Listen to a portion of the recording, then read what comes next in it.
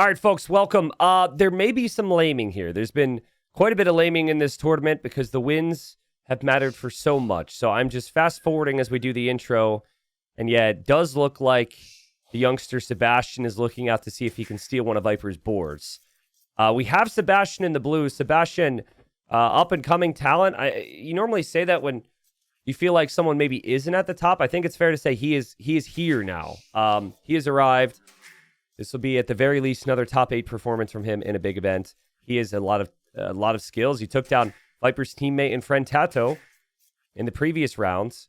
So far, has not been able to find the Viper's boars, though. Has not been able to find any sheep. So I think Viper will end up being okay, and Sebastian will probably run back to his base. But yeah, we got the young Uruguayan Sebastian playing as the Malians. We have the Viper here, a former King of the Desert champion, I think multi-time King of the Desert champion, playing as the Slavs here in the yellow. And I was just saying that I think today it's going to be a test of stamina as much as skill. And honestly, that would be for the rest of the sets because it's best of 7s for the quarters. It's best of 7s for the semis. And then also we have the best of 9 for the finals. So you really have to stay sharp. And that's difficult to do when we're talking like 4 straight hours of gaming sometimes with one of the hardest games that's ever existed. I think that aspect should be good for Sebastian. I think that's why some people out there believe Sebastian could be the favorite, because I feel like from game to game, maybe he can be more consistent.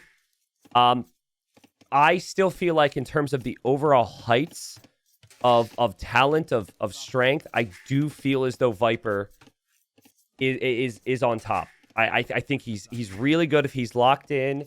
I like his Civ here if he can get going with a lot of farms with the Slavs. It's the fastest farming Civ in the game.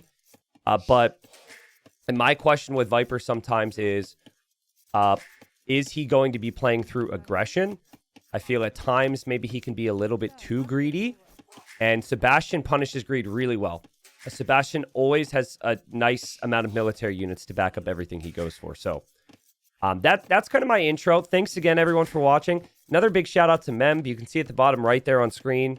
This is hosted by him. So if you're watching on my channel in videos or streams, I obviously appreciate that.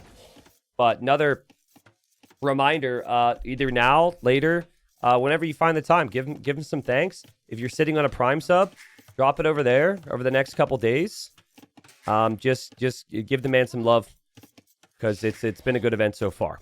All right.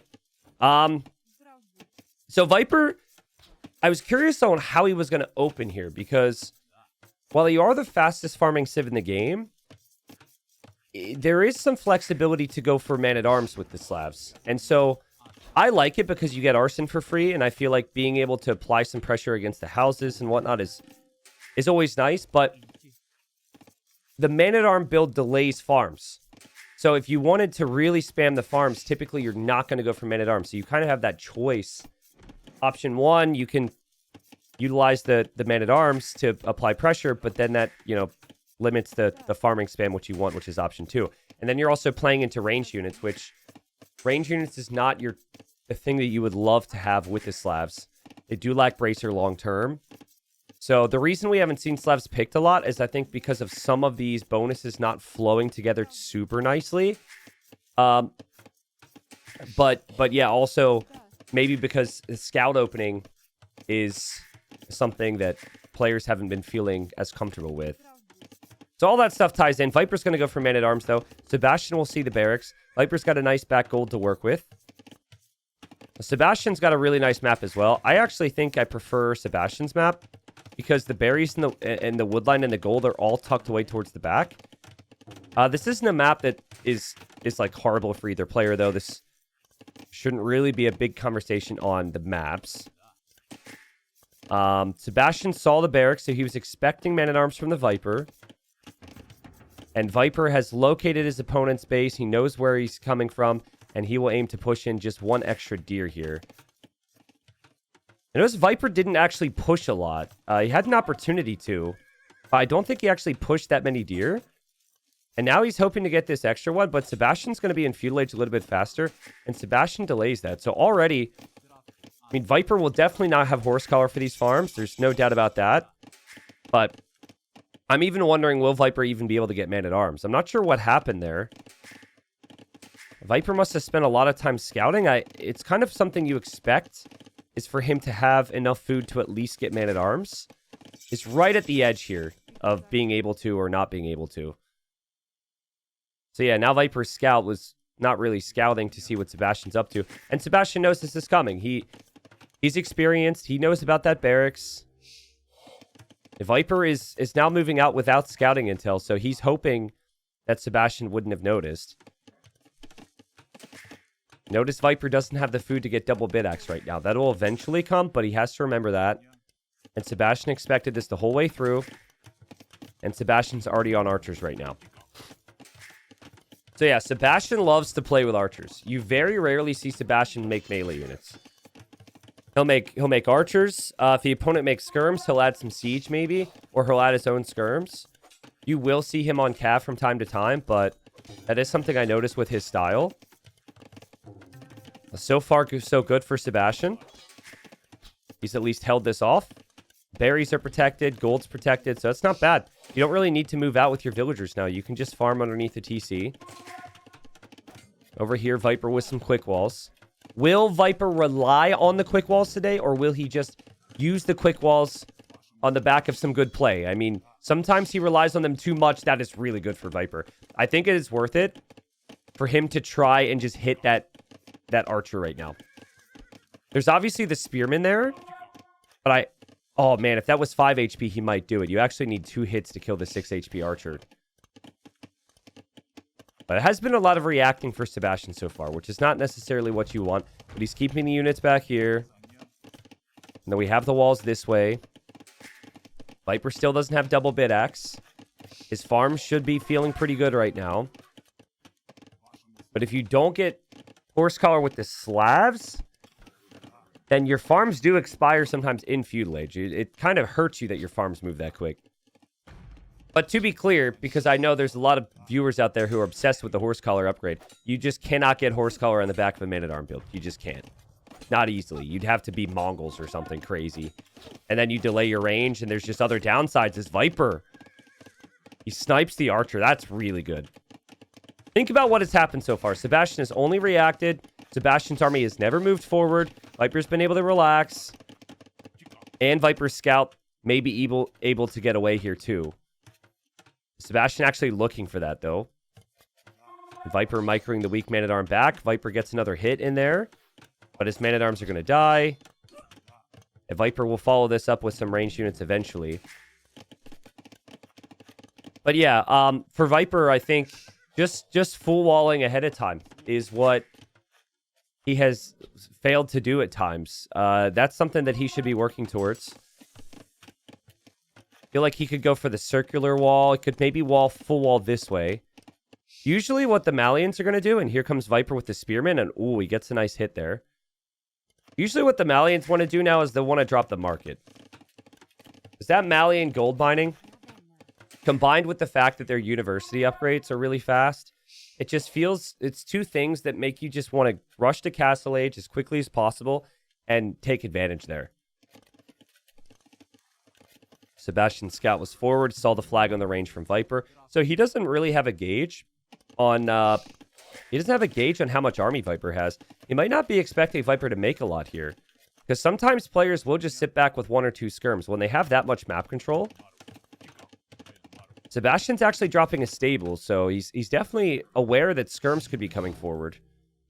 This is a nice little army for Viper, though. It's really nice ratios, because he's got 2 archers in there, which can help against the scout, and then also the spear. But it's not too many archers. The key for him, though, is going to be, can he actually get in? Can he actually do damage? Sebastian is pretty close to walled on this side. Viper obviously will path a bit awkwardly here because he doesn't know the walls are there. And luckily for him, he can sit somewhat near the golds. But Viper will assume this is completely walled now, even though it's not in the backside. Sebastian's somewhat safe against this. I'm curious on if he wants to produce more than 2 scouts. Because if you full clear this, your crossbows have a really good shot in Castle Age. But if you produce more scouts, you will delay your Castle Age. It feels like he wants to take the fight. It feels like he wants to take the fight now, actually. And he will take the fight. He'll take the archers. He'll take the spear. Viper did not expect this. And Sebastian pounces, and Viper will try his best to get some value here and kill off the archers. Will he get enough to be happy here? In all honesty, while Viper will lose everything, I think that's acceptable. You know your opponent's on scouts now. That's okay. Would have loved to get one extra archer kill. He clicks up to the Castle Age. He isn't completely walled yet, but he's working on it. He's walled up here. He's somewhat walled this way. He's walled enough where I don't think this army from Sebastian will give him big problems. But yeah, this is now Viper's playing ranged units. Playing ranged units with a Civ that you really don't want to be playing ranged units with. Now, I still think it's fine to do so for Castle Age, but eventually you need a big switch. It's just something to keep in mind. Now Viper walls this way, so the only area he's exposed is on the front, except for this guy. What's this guy doing? I think he was checking for a hole in the wall. Found it. That could have been really bad timing. If Sebastian went that way, that could have been disastrous. But thankfully for Viper, Sebastian did not go that way. And Viper is getting horse collar now, so his farms will last longer. Plenty of food income. Kind of feels like he's going to play crossbows. I'm not a big fan of the wood line here. Wood situation's going to be tough. Is some of his better wood lines he used his walls in the front. Sebastian just, like, look at how easy and accessible these wood lines are and how they fully surround them and are part of his walls. Part of that's how he walled, but part of that is just the design of the base here. Like, I mean, just, it feels weird to be critical of the wood line positioning and, like, direction for Viper. But it does feel like there was never an easy lumber camp position on any of these forward wood lines. Kind of like Sebastian's do allow. So Viper's moving forward with his army. Things have been kind of quiet here. I think both players could definitely get sharper with their eco management. 40 seconds of TC idle time is a little uncommon. This feels like a situation where Viper will want to boom. Sebastian sees the wood line, so that's where Sebastian's army is going. Viper has to be careful here. Maybe he'll drop a town center on this wood line soon. Now, Sebastian, his wood line's been spotted by Viper. So Viper has his scout over here, just like Sebastian had the spearman over here. And Sebastian and Viper both dropping the second town center, but Viper doesn't have any defense at home. And so he's moving forward, which is probably the right play. But he doesn't have siege. He doesn't have skirms. He's going for 3 TCs. Man, immediately into 3 town centers can be really risky against pressure. Luckily for him, though, he'll get a villager kill. First villager kill of the game. Sorry, still warming up myself. It goes to Viper. And he does have cheap siege.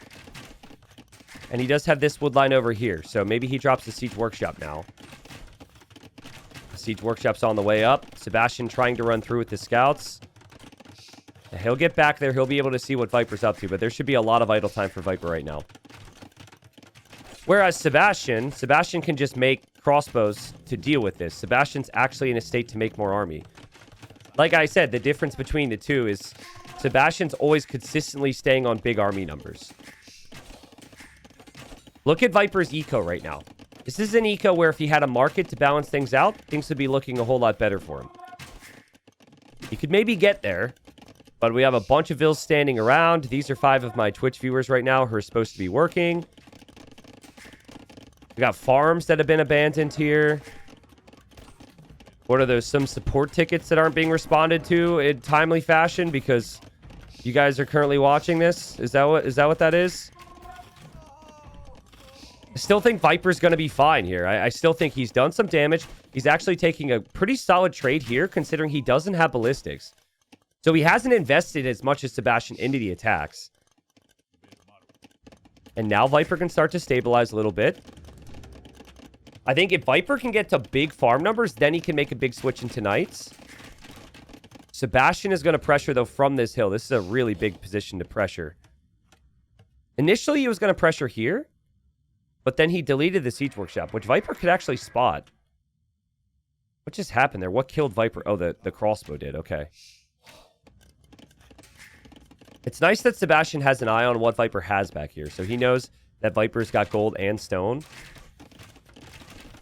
But yeah, Siege Workshop's on the way. Still just 2 town centers for Sebastian. It basically comes down to, can he punish Viper right now? Or will Viper stabilize with his eco? Again, he needs the farm, so he's still spending his wood to get his farms. Viper could really do with just delaying a couple farms and adding a market, probably. Because with 800 golds, even if he were to just buy 200 food to get his wood and his farm upgrade, could really help long term. There's the market now. I think someone asking who I think will win. I don't know if I talked about that. I think it's going to be a really close series. I think a lot of the games are going to go like this. I just can't bet against Viper in this matchup. There's certain players I think Viper might struggle with these days, right? Like, I think against, like, Leary, he could get punished on Arabia. Definitely think against Hera, he can get punished on Arabia. But even a quote-unquote washed Viper, if you think he's off his best, you know, if you remember Viper from back in the day, I still think he's top 4 player in the world, right? I think he can have an absolute awful day, and I think he can still just be so tough to break. So I'm going to go with Viper for this one, but I could definitely see Sebastian winning. I don't think it's a Viper 4-0 or anything. I think it'd be a tough fight. I think a 4-2 or a 4-1 or 4-3 for Viper. There's many, and I think it's justified that think Sebastian can win here. That's how good he is. And again, I think his style plays really well against Viper when Viper's greedy, but you make one mistake and you get punished. We've got a lot happening right now. But Viper, he's definitely completely surrounded and on the defensive, which is not where he would have wanted to be. And so the flow of the game for him, too, it doesn't feel like it's set up to really have the safe farms and to get the amount of knights he wants. This is just so much pressure from Sebastian. He's got the siege pressure over here. He's got crossbows here, crossbows here. Look how many different armies he has right now.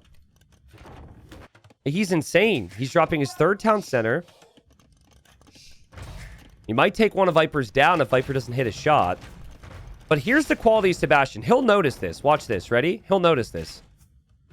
See, like, right there, he's got the other armies to look at and his town centers. He doesn't lose his mangonel. Viper doesn't fire on it, which is a bit weird. Okay, well, there you go. Like, Sebastian's micro and his ability to focus on the front while also doing everything behind is unbelievable. Look at him there. He spams the auto farm. Quick farm's just placed behind on the new mill. I think that addition, the auto farm spam, is something that Sebastian adopted really early once they added it. And it really helps players who are this aggressive. You spend a little less time looking at home and figuring out that placement, and a little bit more time on the micro. Again, he notices Viper is struggling to keep up with this right now, guys. This is too much pressure. Even though he has the farms, he just does not have the military, and he's just waiting for a shot. This has been a perfect opening from Sebastian. The question now is, will he go for Castle Age pressure with Knights? Maybe switch into Lycav or something? Or will he try and go Imperial Age? I think trying to go Imperial Age could get a little bit tricky. Viper's starting to push back. Viper will move out and drop a castle here. Viper still hasn't lost his town centers. Sebastian's micro, though, has still been so good here. His awareness is good. Viper gets a shot, though. Viper gets 2 big shots. And then he ends up losing. No, he saves it. He gets another shot. And this is why you can't go imp against Viper here. This is why you need to keep the pressure on, I think. Because if you don't keep the pressure on, he's going to start to balance out his eco with one big moment. Viper still with a 15 villager lead. Viper still has 3 town centers. And now does Sebastian lose another one? Now Sebastian loses another one. Yeah, he's starting to fall apart a little bit. I actually feel like maybe Viper will go Bowyars. I've been thinking about Knights. But you have a castle now. He's enough stone for 2 castles. Maybe a couple Bowyars from Viper would make sense. Sebastian lands another nice shot. Viper really needs vision over here. But okay, Sebastian will go imp. Wow. Okay, so reminder, no bracer from Aliens. So you do get chemistry. That is that +1 attack, but you're not getting any additional range. But fast chemistry could mean fast bombard cannons. Viper's nowhere near the Imperial Age. But what is the army that Sebastian is going to be upgrading? I feel like if he knows about this castle over here, then maybe he wants to fight for this hill, build a castle here, and then he can go for the castle with some trebs. But he wasn't aware. Viper should take down one mangonel. He fights before all of his upgrades, though. So Viper just not quite getting the fight there that he wanted. Loses a lot of skirms in the process. Farm count should be looking ridiculous for Viper, though. He's got a lot of farms. Still has enough stone for another castle. It's going to be camels now for Sebastian, which is the right play. The nice thing for him is he got the warning that Viper was going bowyars over here instead of in the middle. If it was a surprise attack in the middle, it would have actually been much worse for him. He only had a monk around. And now Viper will add crossbows because that packs more of a punch against the camels. But Sebastian deletes there, and crossbows are just not a very unique or not a very good play with the Slavs. Though the camels will go down here. It feels like if Viper just had a little bit more time, like if he had maybe another minute before Sebastian was an imp, bowyars and skirms and crossbows could maybe advance up this hill. I feel like there's just enough for Sebastian to hold this right now, and he will also drop a castle here. Yeah, the monks are there for conversions. Bowyars have to get out of town. And, yep, skirms will have to get out of town too. And now Viper sees his opponent's an imp, and he hasn't even clicked yet. Not a good sign for Viper. Beautiful micro from Sebastian. Bowyars are not a cheap unit to be losing like this. Viper can't ever go here because there's buildings everywhere from Sebastian, and Sebastian will spot him. And Viper can't take this gold either. This is why we haven't seen people pick the Slavs. They run into the same problems if they open with the man-at-arms. So maybe needed to play scouts at the start. It was the right play the whole way through for Viper to probably play crossbow at least at the start of Castle Age. But I do question the third town center. The third town center, instead of additional military buildings, put him into this hole where he's just defending. It's a weakness for Viper, and it's a strength for Sebastian to punish this style. Sebastian has chemistry now, so the crossbows do the extra damage. Sebastian dropping a castle here, which feels a little ambitious. But look at the confidence. He knows that Viper can't actually really deny this. He's got the camels around. Now, he doesn't have the heavy camel upgrade, but he can get that. And Viper's still 2 minutes from imp. He's getting detonates now, so his castles will be a little bit cheaper. But this will be tough for Viper. He wants to drop a castle down here now. I think this is a sign. This is a castle that shows you things have not gone according to plan for Viper. I don't even know how he's going to get there. But, yeah, he's out of gold right now. He can't take this gold. He's out of his main gold. He has no gold in the back.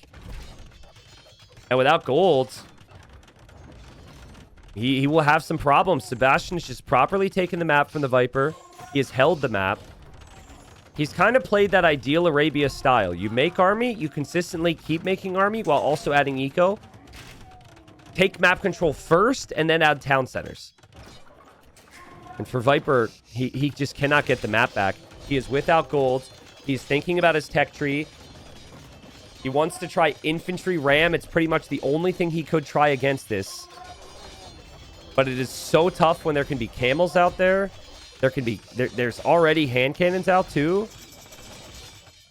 Here comes Viper for a castle. Oh man, I mean, he needs to try that. He needs to try it. If someone in my chat says Viper's winning, I don't know if I agree with that. Are we looking at the same game? Are you sure you're not watching a video from the Viper Sato series and with my commentary on this game over that? I mean, Viper hasn't been able to mine gold for 3 minutes. He's going to take it now. Sebastian sees this, though. Sebastian has full vision, so Sebastian knows about that castle. He'll pressure that right away. It seems a little crazy, but I really like the Cavalier choice from Sebastian. Because he knows that camels are only good against cav, and there's no longer a lot of cav. So he needs some more tanky melee on the front. He's also getting Farimba, so in 30 seconds he has +5 attack. Viper's got his infantry back there. There's no surprises here. And he's got his little siege tower taxi that everyone's been trying. But I just don't think the units are going to be in high enough numbers to be able to deal with Cavalier and hand cannon. But here we go. Viper's at 200 pop. He's got to try. Here he goes.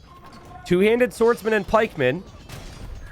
Choo-choo incoming from Viper. First, the camels and the cav will have to go for the rams.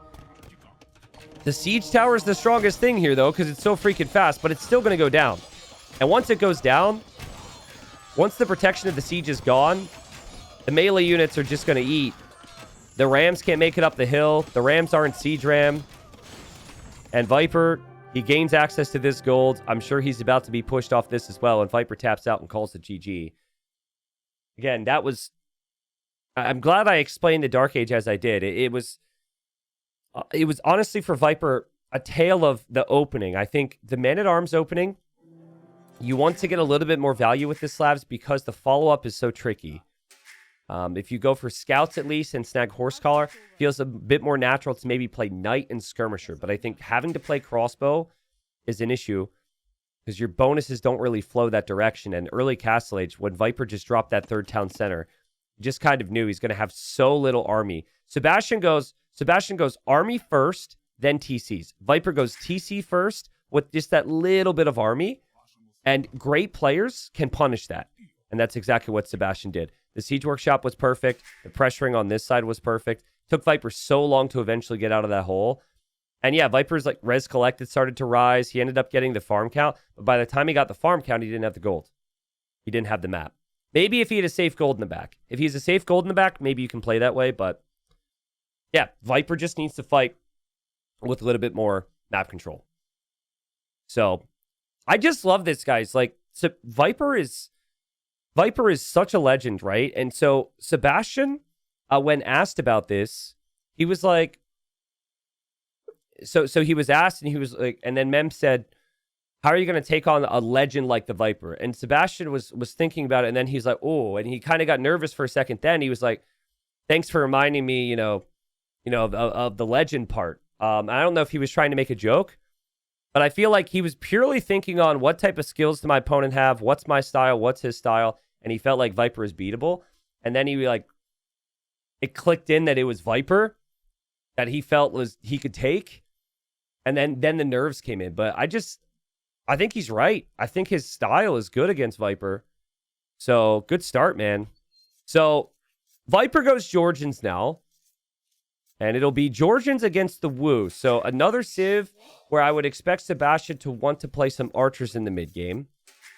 Now, Malians had the potential for the infantry opening.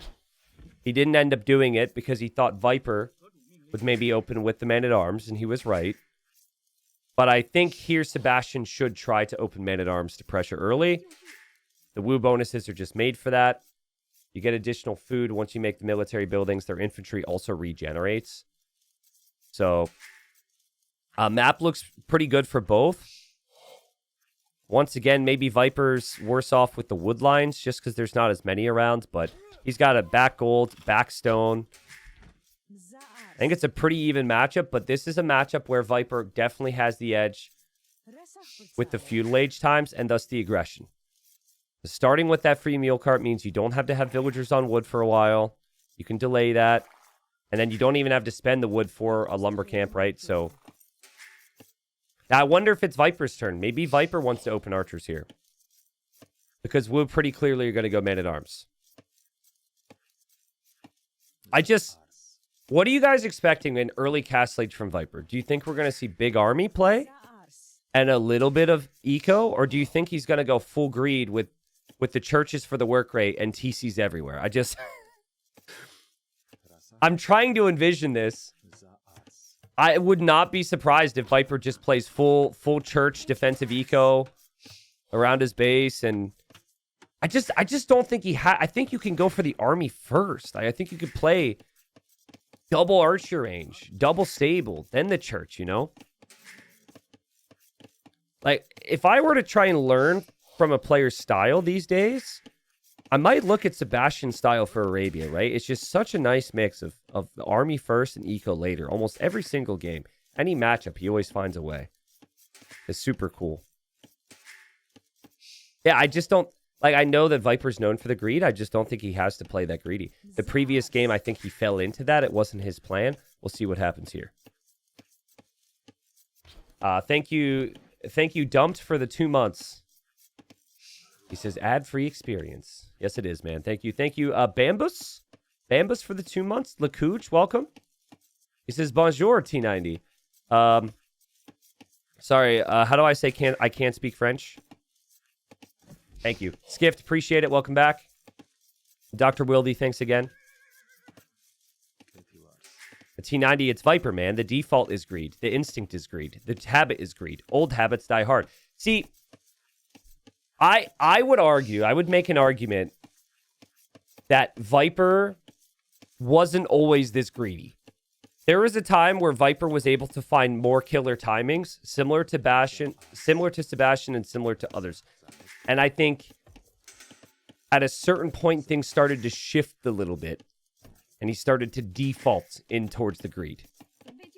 And I don't have any big explanations as to why. Obviously, Viper's had that wrist injury for like 5 years that he's still been fighting through. And he's not as young as he used to. But, you know, I think that greed is more often these days than it was in his prime. But it makes it really interesting because it's like, I don't know, it's like that elite level fighter who is...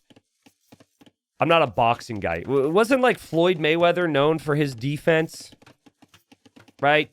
You know, when you have a player who can play super defensive and just be like, come try and break me, it's not always in esports. It's there as well. I mean, Hera does the same thing from time to time. Hera this tournament's been a lot more aggressive, which has been fun to watch. But yeah, again, I really do think Slavs are just awkward to open Man-at-Arms with. I will not open Man-at-Arms with Slavs because I fall into the same game state that Viper did in the previous game. But yeah, Shoes on the other foot. Or I guess Wu is on the other foot here because we got Sebastian going Man-at-Arms. Viper's expecting the Man-at-Arms, so he's going for a fast Archer opening. The difference would be that the Wu Man-at-Arms regenerate. So when Viper did it, his units could run away, but they'd still be weak. That will not be the case here. There's the Archer range. His Archer range goes up. Viper is just full-on expecting this pressure. He saw the barracks with the flag, so he knows. Guys, if you're playing Armenians, do you think it'd be worth it to build the barracks this early and just put one Dark Age Spearman inside your barracks and then just wall and play defensive? I feel like it could mind game someone really hard. Because all Viper did here is he saw the barracks, he saw the flag, he said, okay, it's got to be Man-at-Arms. And when people play Armenians, they play Man-at-Arms into longswords a lot. What if you just make a Spearman there and they just adapt their whole build towards defensive archers and you're not even committing to the build at all? It'd be interesting. Viper's got the pre-walls. Viper's got the Archer. Sebastian's actually gone for a lot of farms and he's delaying his Archer range here. So I think this is because of the health of his Man-at-Arms. He can just run around. And he can keep Viper here for a bit longer. So I like the choices here. You can delay that Archer range until Viper comes to your base. So once Viper comes to your base, then you've got to move, of course. He's attacking the mule cart here. Viper repairs it at the last second. But yeah, again, so any damage that's done heals up over time. It's still slow right now. It's really fast in Castle Age, but just changes the circumstances slightly. And now we have an Archer range from Sebastian. So he was able to get down 6 farms before he ever needed to get the Archer range. Viper's still chasing him right now. A Blacksmith for Viper. Hill 1 fletching. I really think Viper should be thinking about moving out now. But maybe he needs to keep his units at home so we can get some full walls down for later on. Like, if Sebastian starts to wall this, things are looking pretty nice and set up for Castle Age. He's going to leave the berries exposed, but the berries, obviously, they're going to disappear and not be needed soon. If Viper chooses to stay at home right now, he will send his scout forward. And look, from Viper's perspective, that could be 6 skirms. That range could have come up right away. But it didn't. It's just 1 or 2 units in there. And Sebastian doesn't need the upgrades either. So I'm liking what I'm seeing from Sebastian here. Viper just needs to make a decision on if he can do any counter damage. Because if he can't do counter damage, he might just have to stay at home. Which is a really uncomfortable feeling. He doesn't know exactly where Sebastian's resources are located. But Sebastian's has a nice setup here.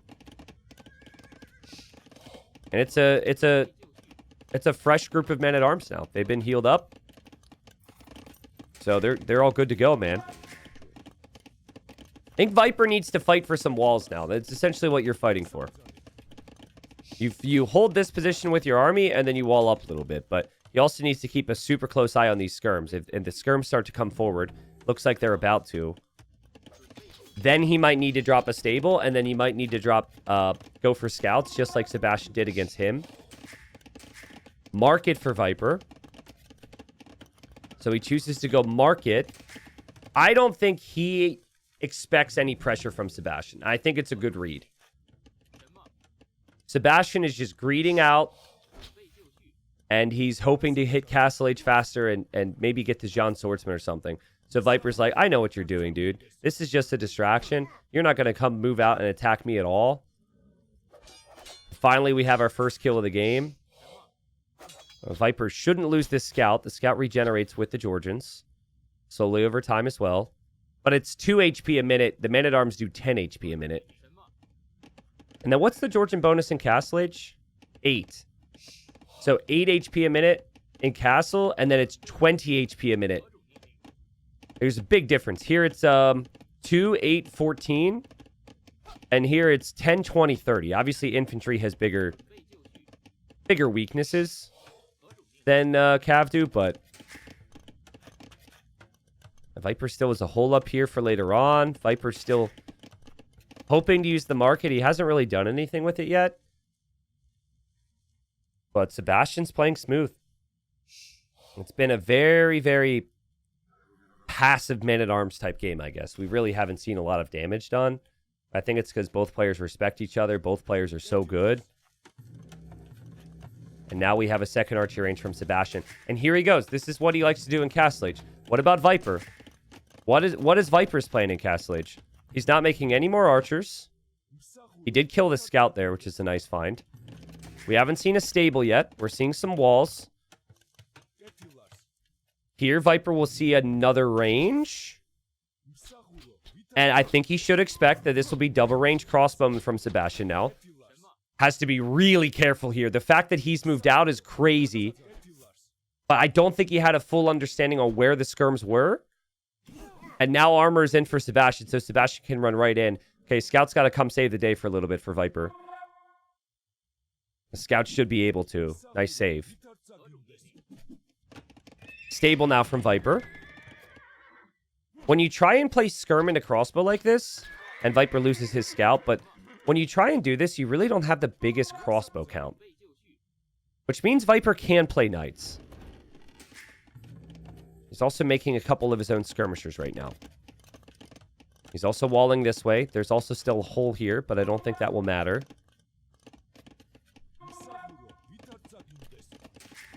And Viper adds another scout here. I would expect... Normally with Sebastian, I would expect fast ballistics, but he doesn't have the biggest army again, so... Maybe Sebastian opts for the town centers.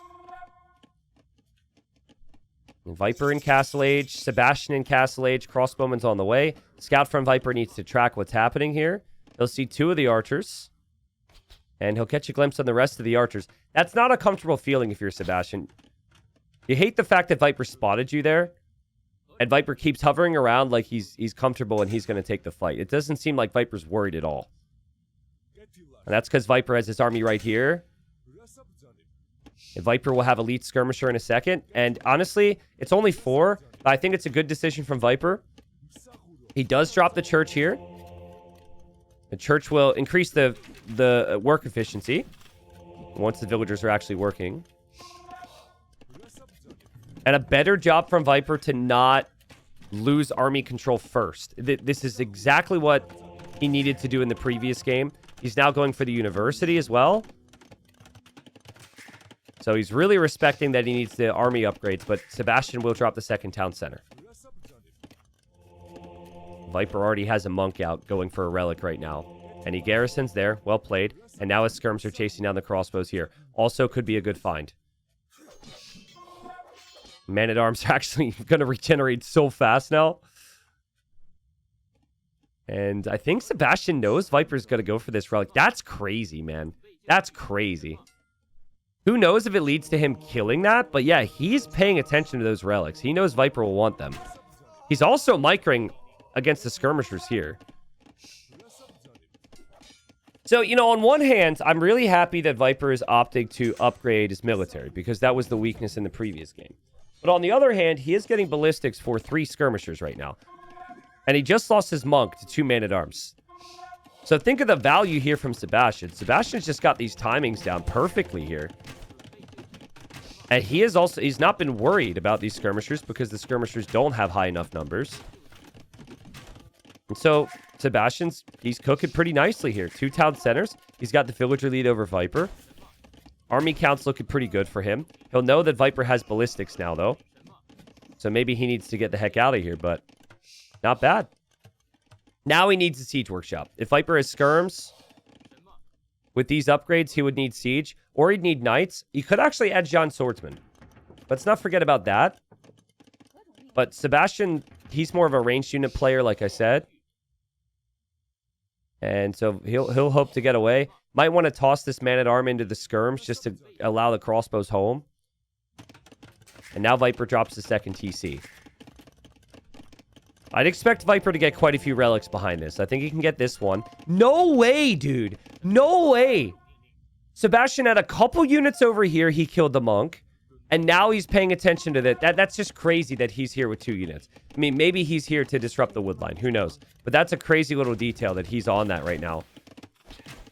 Here he'll find Viper's archers. That's a fine trade for Viper because there's archers he wouldn't upgrade anyways. But Sebastian killed the monk. He actually killed the monk over there. That's crazy value. He knows Viper wants those relics. And he's just not allowing it right now. But he will lose the villager. The skirms are going to be an issue. It's Viper's turn now. Viper should be able to kill a monk. Sebastian's microing the monks. And now the siege is out for Sebastian. Viper has to stay close to the siege. Viper's army's probably going to go down. So what value can he get from it? Honestly, that's okay. That's okay. It was an army of 5 skirms. He killed some crossbows there. The skirms are still standing there too. That's fine. I don't think I have any complaints about that. We will see a third TC for Sebastian. He thought about it here, and then he deleted it. Oh, wow. Hold on a second. So he deleted it. Now he's going for a mining camp.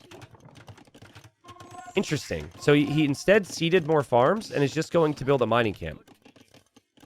So I think this is a change of approach for Sebastian. I think this means he's staying on 2 town centers. He'll go for a Vill snipe. He will miss out on the villager snipe with no ballistics. Beautiful save there from Viper. But if you stay 2 town centers and you go for this many vills on stone, this is for big army pressure, forward castle style. Viper will have the better economy with 3 town centers. He also has his first relic. He also has the worker efficiency bonus of the churches, but Sebastian, he's got siege rolling forward. I think he needs a third TC still. I think he's about to do it.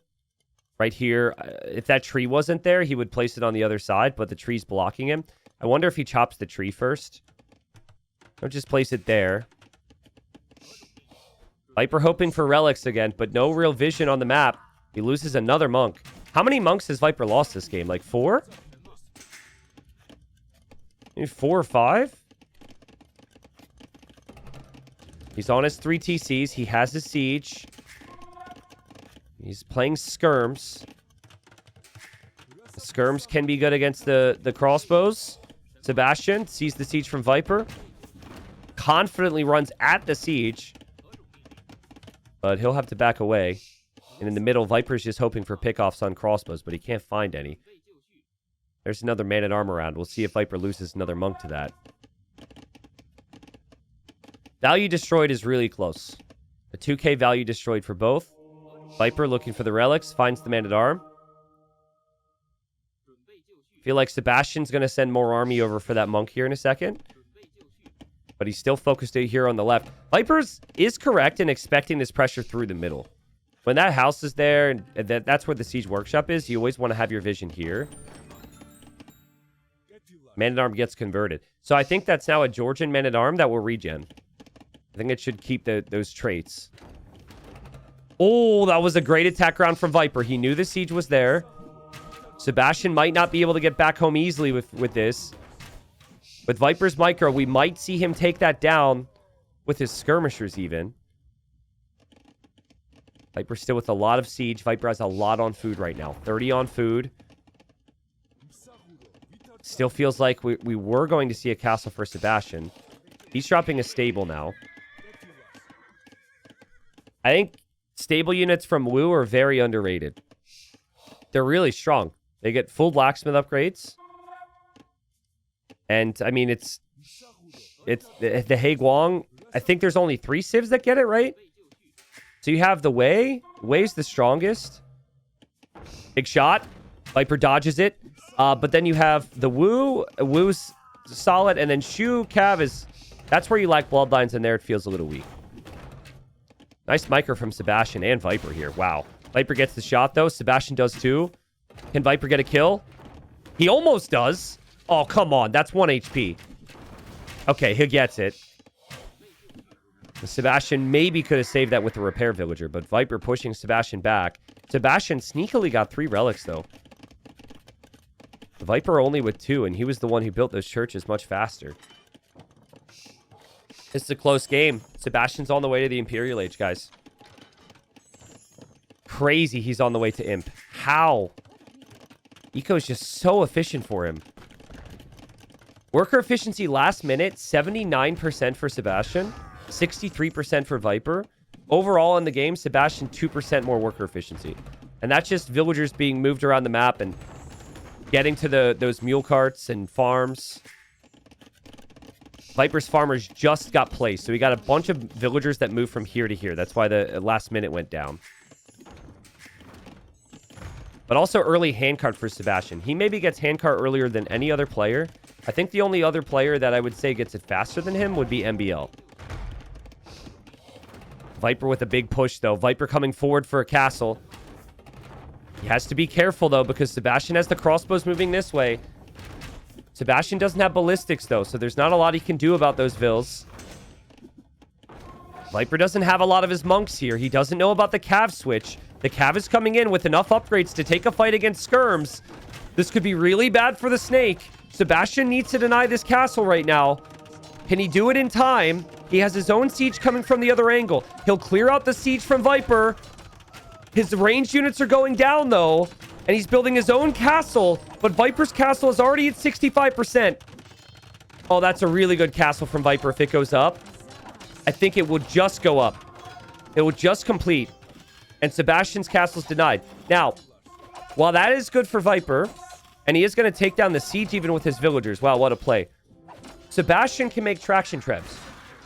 So if Sebastian can make traction trebs, Sebastian can just immediately start to pressure this castle, and Viper's still a couple minutes away from him. So I think I still prefer Sebastian's position. We'll see. I mean, that obviously really hurts his eco flow. He's got a lot of farms abandoned. This is a lot of pressure, but a traction treb should be on the way already, and Viper could start to lose that castle. Viper was not expecting the Cav. Fortunately for him, it didn't lead to his castle going down. He kills 3 of the Cav there at once with his town center fire. Ballistics paying off. It is heavy Heiguang Cav, though, for Sebastian. And the stats are pretty solid. Again, traction treb, Sebastian. I mean, I assume he knows the DLC's been out for a while. You cannot make regular trebs out of these castles. There's the traction treb. Viper needs to keep these units out. And I like the decision from Viper to try Cav Archers here. There's been other matchups where I think Cav Archers is just an awkward choice with the Georgians. But that's mainly when they get better Cav Archers. He already has the ranged upgrades. And so he's just Bracer removed from having solid Cav Archers to chase this down. He definitely needs mobility. Viper's really locked in with the defense right now. He's completely house-walling this side. This is still a little bit open, I guess. He is getting Svan towers, so we might see Viper start to stack towers around the map. Sebastian's got a lot of time and mobility. He could get back into that farming eco right now. But I think there's some paranoia because he doesn't want to lose his traction trebs. He was late with the traction trebs, in my opinion. Could it be because this raid? Viper could always make a couple Manaspa to go take the traction trebs too. But I think the defensive castle for Sebastian should be fine. So clear up this up. Units are in the back of Viper's eco right now. He's dropping more town centers around for additional golds. Viper's castle's still kind of sticking out like a sore thumb here. But I think Sebastian will need to go range units himself at a certain stage. And so Ballistics needs to come in. Bracer needs to come in. Chemistry needs to come in. Viper just knows his castle's going to go down. So he's just going to let that go down and get conscription. Honestly, if Viper didn't get these walls down in all these areas, he would have had some major problems. He's got a sizable amount of Cav Archers now. Well, he is taking this gold. The Cav is definitely not happy about that, but Viper's castle's giving him some time.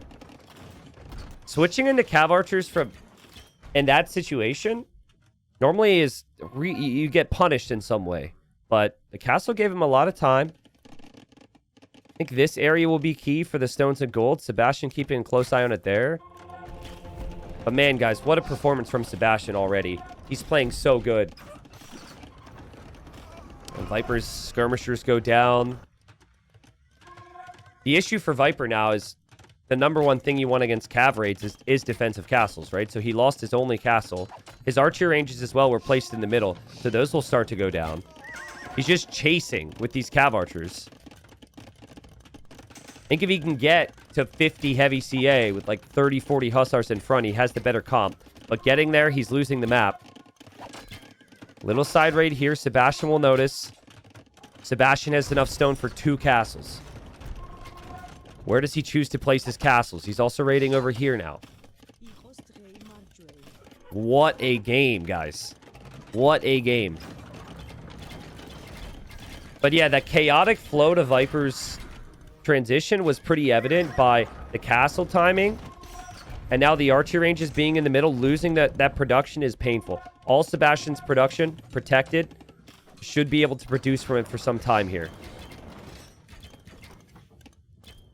But, I mean, the Cav are getting chased off by the Cav archers. Still no direct answer to these Cav archers. The plan is going to be skirms. And obviously the traction trebs are coming. I would really like to see the unique tech. It's a little expensive right now, but Sitting Tiger makes the traction trebs much stronger. I think at the moment he doesn't even have chemistry. He doesn't even have Bracer. This is the same issue for Sebastian in that game against Tato. He's transitioning to skirms, but his upgrades are pretty bad. I guess Viper doesn't have the armor for his light cav either. So they're both missing upgrades on a unit you're just trying to switch into now. Nice trap from Viper. Again, the Cav archers are shredding the Hae Guang right now. Maybe he needs to back away for a second. The fight's not as good as he would have thought, but still a good fight. And Sebastian does not have Bracer or chemistry on these skirms. These are Castle Age skirms against imp units.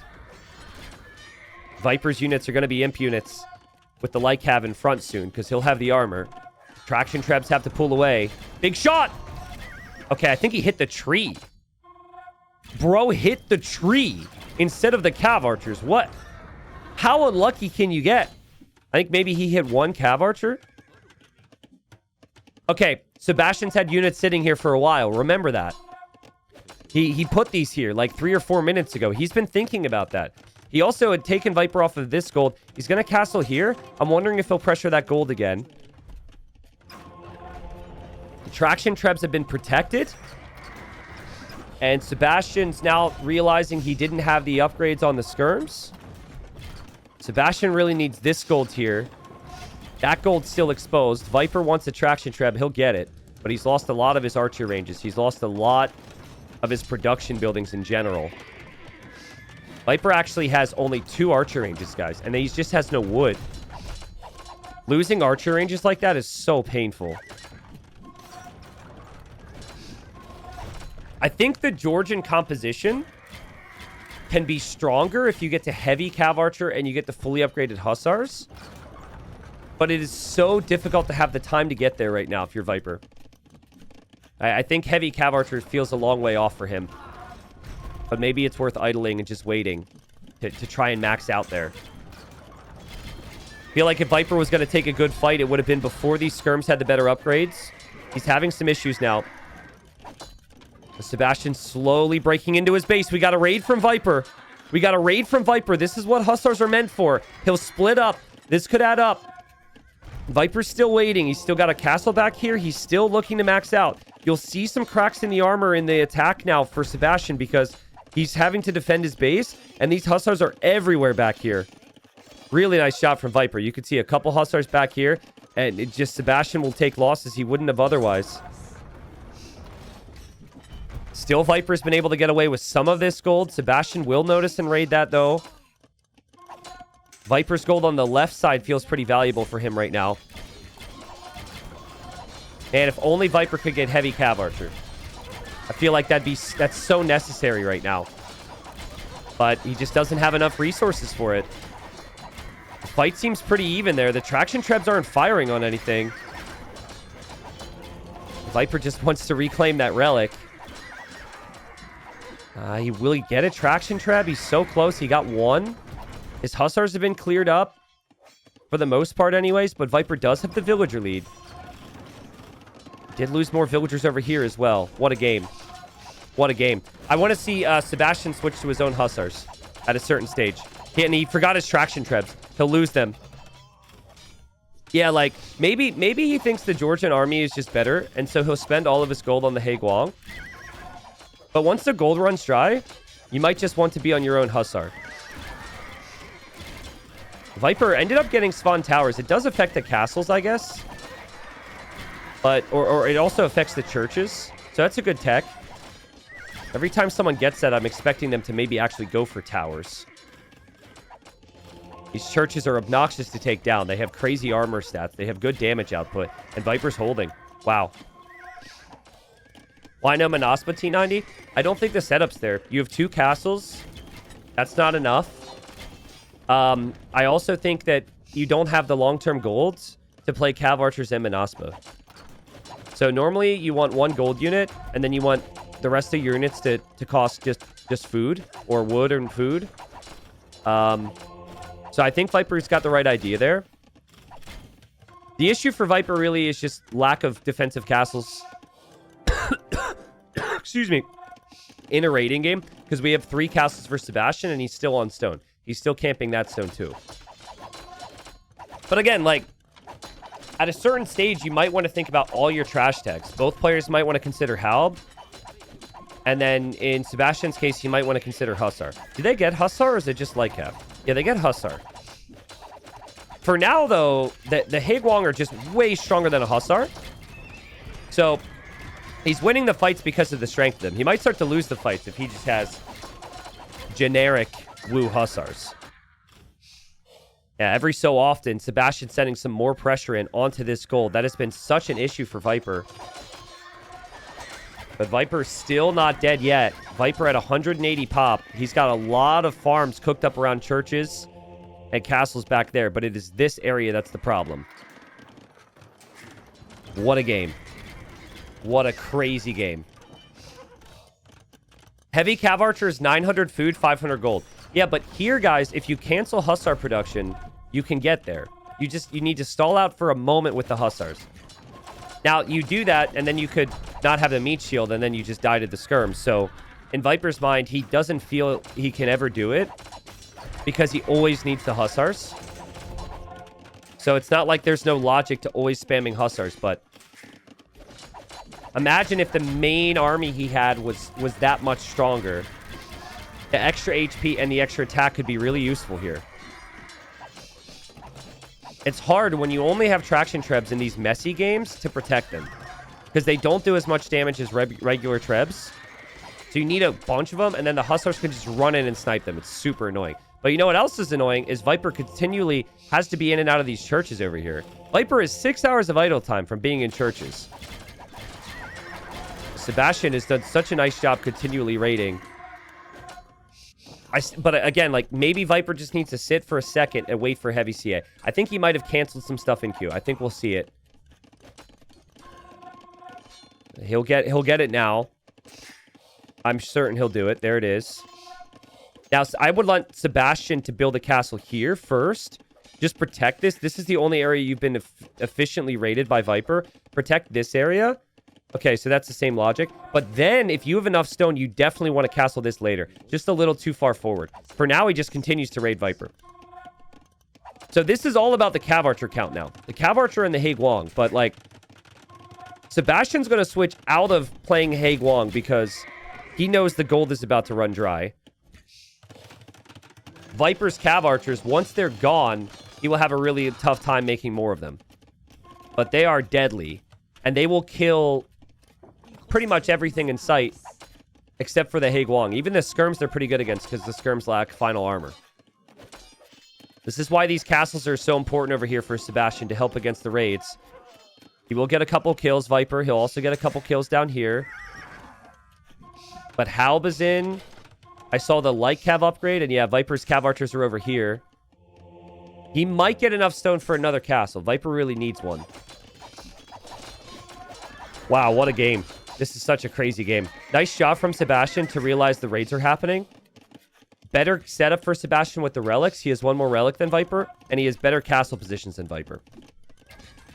But what he doesn't have is he doesn't have the churches, which spawn towers damage. And also the worker efficiency around it. But what he does have is he does have heavy plow. Like, Viper hasn't had heavy plow this whole time. So, I mean, Viper is wasting a lot of wood when these farms reseed. Just the aggression from Sebastian has delayed Viper with certain upgrades, both in military and in the attack. I guess military is attack. I meant to say economy, but you know what I mean. More raids from Sebastian. He just continues to pressure this stone. He will not allow Viper to take the stone, or that gold for that matter, really, with many villagers at all. But the army for Viper is stronger, in my opinion. 55 heavy cav archers is really tough to stop. You have to somehow take them down one by one by one over a really long period of time here. It's so good. But now Hussar for Sebastian. So now he has the endless food spam. Just your skirms always need some protection here. It's so difficult to play this. Viper's doing the right thing. You got to raid him to death. I actually think Viper needs a ram push. Maybe like siege ram for these castles, because you can't really save up for trebs easily. Sebastian's still holding the middle. Sebastian will have a lot of fires to put out in his base, but seems to be tracking that. He seems to still be raiding Viper over here. I'm also okay. I think 135 ills is fine for Sebastian because you're going to be taking losses. So that's fine. Viper's getting Anzari Cav now. So mounted units will take up 20% less population space. So Viper, that's a huge tech here because all of his units are mounted. So now Viper could maybe get to 130 eco himself and maintain a really large army count. More raids here from Viper. More raids here from Viper. Sebastian's not able to do any raiding damage to Viper. He can't kill these cav archers. He needs all hands on deck to kill the cav archers. And then as he tries to do that, Viper's going to raid him. More raids from Viper over here. Imagine the boom Viper can go for behind this now. He's taking no damage. 70 on food now. The Hussars are going to make it in. All of Sebastian's army, or a lot of Sebastian's army, is just reacting right now. The Cav Archers for Viper will go this way. Barracks for Viper, he'll start to get trash techs. He's definitely thinking Ram, I think, with the Siege Workshops going up. Viper's making all the right calls now, guys. He has not been killed off. He held on. Felt like he was behind for a while in the Imperial Age. But this is exactly where the Georgians want to be. Full church spam. Full cav spam. And then while the Wu do technically have some options that can match up against this, it gets really awkward. But Sebastian has one more relic. Sebastian already has Halbtech. Sebastian has fully upgraded Hussars too. Sebastian has better castle positions. Sebastian is still mining some golden stone as well. And Viper's Cav Archers are a bit of a liability in that they always have to be in one spot. So 1/4 of his population is always in one tiny location of the map. Sebastian's population can go any direction he wants. He sees a castle from Viper. And so far, he denies it. He also sees a Trev from Viper. Might be able to snipe the Trev as well. Counter raids are important here because if you're letting Viper raid you and you're not raiding him, the game's never going to end well. Go your direction, but that Cav Archers come all the way back. Remember, Svan Towers, he didn't build towers, but it also gives your fortifications +2 attack. So I think it boosts the church. So just because Viper didn't make any towers, that's not really questionable. He's got the castles. I don't know if that does anything to town centers. Kind of looks like it does, right? Yeah, it boosted town centers too. Wow. It's crazy. How cheap is that tech? I mean, that's a crazy boost. Castle's denied for Viper. 90, no, it goes up. If that was down, it would have been denied. Still raids coming from Sebastian. Sebastian is 80 on food. Viper still only has, well, now 3 castles, but they're all kind of in this corner. In late game AoE 2, you're looking for corners because that secures more of the map, that secures more of the wood. I guess Viper's been able to secure more of the northern corner still. So it is still 2 corners per player, but Viper's corner's not looking too hot with wood. This might be a wood game. I think Siege Ram is just such a big play here. Georgians do get it, to my knowledge. It's so underutilized in general, but especially in late game, I feel like one of the big things you want in any late game is Siege Ram, even more than Bombard Cannons. But man, Viper's still taking so many losses. But we're talking about production speed at this stage. And you need wood for farms and production buildings and the trash units. And Rams taking down that many barracks is amazing. Do the Wu get Siege Ram? Do they even... No, they don't even get capped Ram. That's interesting. It's the first time I've ever even asked that question. I guess they have to play with the traction Trebs. And now Viper will actually start to drop a couple towers here. I thought he was researching Keep a second ago, but maybe it was just Guard Tower. He could always get Keep. Those towers are tough to push, man.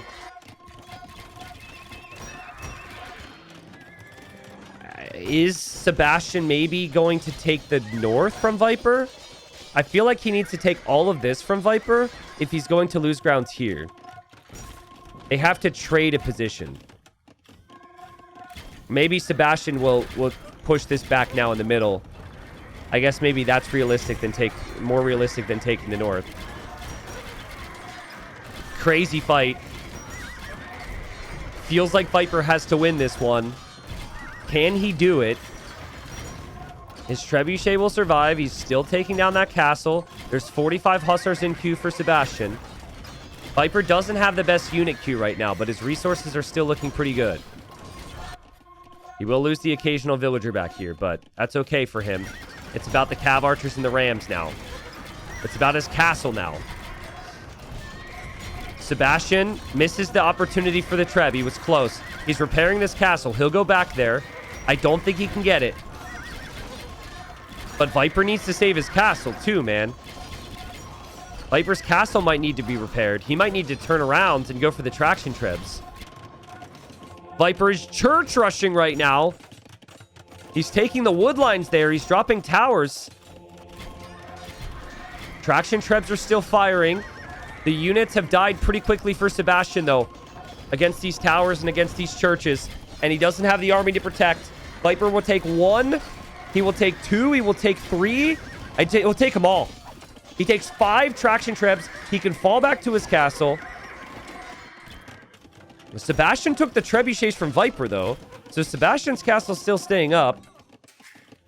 But Viper's church and tower rush will continue over here. He's made some really nice progress. Man, what a game. What a game. It's just so nice for Viper that anytime he needs protection, he can hop into a church. It's crazy. The churches increase the work rate. The churches allow you to garrison to just save vills. They fire arrows. And it only costs 25 more wood than a monastery. The churches are so strong. And they do as much damage as a castle. Right? They go crazy, crazy damage. I think castle's obviously way stronger, but they are just very strong. They're very strong. They do as much damage against buildings as a castle or something. I forget what it is. So many different types of damage and specifics to compare. But the point is you can't just build churches in your base and hide in them if you're Sebastian. You don't have that luxury. So you need the castles. And the castles he's had. So, with the castles being there, he's got chances. With villager kills like this, assuming his villagers actually attack, he's got chances. But I don't see him easily breaking Viper, and I do think Viper will have more potential for raids. Big raid in the back. Sebastian will also lose a bunch of vills. Damn. I mean, it just feels like the more awkward game to play for Sebastian. I think if he loses this area or this area, it's over. He cannot lose these areas here. And it's so tough for me to envision him ever holding in the south. Viper killed a lot more vills than Sebastian did. It was 120 a moment ago. It's 98 vills for Sebastian now. Sebastian's still trying. Viper's churches, let's just zoom out. Viper's churches have 65 kills. That's a lot of raids that could have added up. But with Viper's churches being there, and to be fair to him hiding inside of the churches as well, which you have to manually control, he's been able to hold on. I think he knows about that traction treb because he lost a tower. So here he comes with the cav archers. And he did take down the castle in the south. Viper can lose his treb and he's fine now. He just wanted that castle down. And Viper clears up the raids. It's looking rough for Sebastian, but he hasn't heard the bell yet. He still has 3 relics. He still has 150 pop. He's still getting lots of counter damage, too. And now it's his turn to get vill kills. Viper down to 110. Viper has the keep upgrade. Sometimes one random hussar can do a better job at raiding than 20 because you don't notice it. Well, keep an eye on this guy. This guy right now has 7 kills in the back. Sebastian hasn't noticed. He has to notice that. But he's got a lot of other things to look for. And he can't push back the freaking church, man. Cav archers snipe the traction treb. Church stays up. Hussar's still doing damage. 10 villager kills for that hussar now. Sebastian's pop is slowly dropping. He cannot push the fortifications from Viper. Hussar still going. Hero Hussar, 11 kills. And Siege Ram now for Viper. Oh, I forgot, dude. He didn't even have Siege Ram. He's just had capped Ram this whole time. Yes, Siege Ram is crazy. It's also crazy. Viper only has 39 on food. There must be a lot of idols garrisoned. You're expecting him to have more than that. Oh my god, dude. Hussar's going off. Hussar's the MVP. 15 kills. Still going. 16 kills. Sebastian has no clue that Hussar's going. It's just not a big enough blip on the radar. And Viper will even take down a TC. Another big thing in late game. How many town centers do you have to replace villagers? Oh my god. Hussar's now 19 villager kills. And the GG's called. Hussar gets to live. Well played to the Viper. He needed that one, man. That was a fight. That was a fight. But while it took some time, he eventually got to heavy Cav Archer, and that ball of Cav Archers just felt so key. It was a couple things in late game. It was the Cav Archers, but it also was the churches everywhere. It was the fortifications. Getting Svan Towers and having churches stacked around the eco made it that much more difficult for Sebastian to do damage. I'm not sure what I can really suggest to Sebastian to try here. Like, maybe you switch into Hussar earlier and you don't make as many He Guang, and then you save up a lot more golds, and with that golds you can make more traction traps. But it might just be take the north earlier or take the middle earlier. He needed to push a little bit deeper into Viper's eco. I mean, he was here. If he pushes a little further, maybe he breaks Viper. It was really damn close. But yeah, I don't think there were many strategical errors. I just think that Georgian late game is just stronger there. Some people will say Jean Swordsman.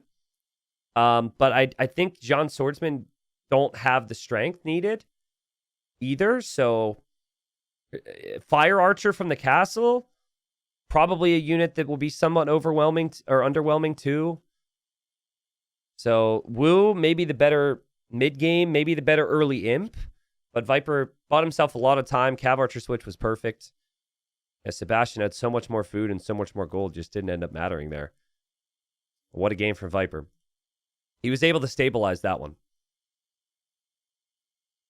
Let's see, 90. How many kills in the ball of Cav Archers? Cav Archers had 182 kills at the end of that. 182. And also, how many did Viper produce? He only produced 102, which is actually a lot. But the beauty of the Cav Archers in these scenarios, if you just keep that ball protected, just mows down so many units. They both ended up making about the same amount of Hussars, but the He Guang, there was 166 of them. Again, that's the only thing I could say for Sebastian. Maybe stop at like 120, switch to Hussar faster, and then spend your gold on more traction traps. But it's just brutal. All right. So, again, big one here because both players have Jurchens as their number one Civ pick. It might be a surprise to some, not a surprise to me. I think the Civ's really good. And remember, there's also been a lot of bans. So no Chinese, no Mongols, the list goes on. So Sebastian's number one Civ pick, which is the same as Viper, so Viper can play Jurchens later on too. But Viper goes Bengalis. And Viper's been experimenting with these fast castle builds on Arabia, which a couple years ago, no one would have thought possible. Some players are really resistant to it. Some players are like, oh, I morally refuse to do this crap. But Viper's been experimenting with it. He has gone fast castle phosphor style build before. He did it with Koreans in the previous round. I think Sebastian wanted to get the lame, to slow Viper down. So far, Viper's defending. The thing is, Viper played Bengalis against Ito, and he just played normal. He just played archers because Bengalis get the extra vills. So there's the mind game aspect because Viper can do it all. But I think of all the fast castle Arabia builds, the fast castle Ratha is the most broken one by far. And I think if you know it's coming, you still can't stop it with a lot of civs, assuming the person who's executing it knows what they're doing. I've watched an embarrassing number of these fast castles, so you're going to have to take my word for it. Oh, Sebastian could steal some sheep. Sebastian almost loses his scout. Oh, man. Imagine if he actually lost his scout there, guys. That scout's on 3 HP. He hasn't found his own sheep at home yet. He hasn't pushed any deer. Losing that scout would have been brutal. It is weak, though, which means if he wants to pressure with anything in Feudal Age, now that should be more difficult. So, all right. Let's talk about the keys to the strat. The keys to the fast castle Ratha strat, okay? What is the first thing you should be looking for if you're Viper? Chat. This is a quiz now. I hope you've been paying attention. You think you're here for entertainment, but pop quiz time. So, stone, safe stone. Wrong. You're getting kicked out of class. You're getting sent back to first grade. That's what everybody thinks. Everybody thinks you need the safe stone. But here's the thing. You don't need the safe stone because you take the stone so early. that by the time they pressure the stone, they tower the stone, they archer the stone, you just run away and you just buy the extra 100 you might need later. So you don't actually want to pressure the stone against this build. You want a wood line that is next to a gold. You want something like this. So you can build your castle there, and then you can protect the wood and then protect the gold. Sorry, I wasn't trying to be rude, by the way.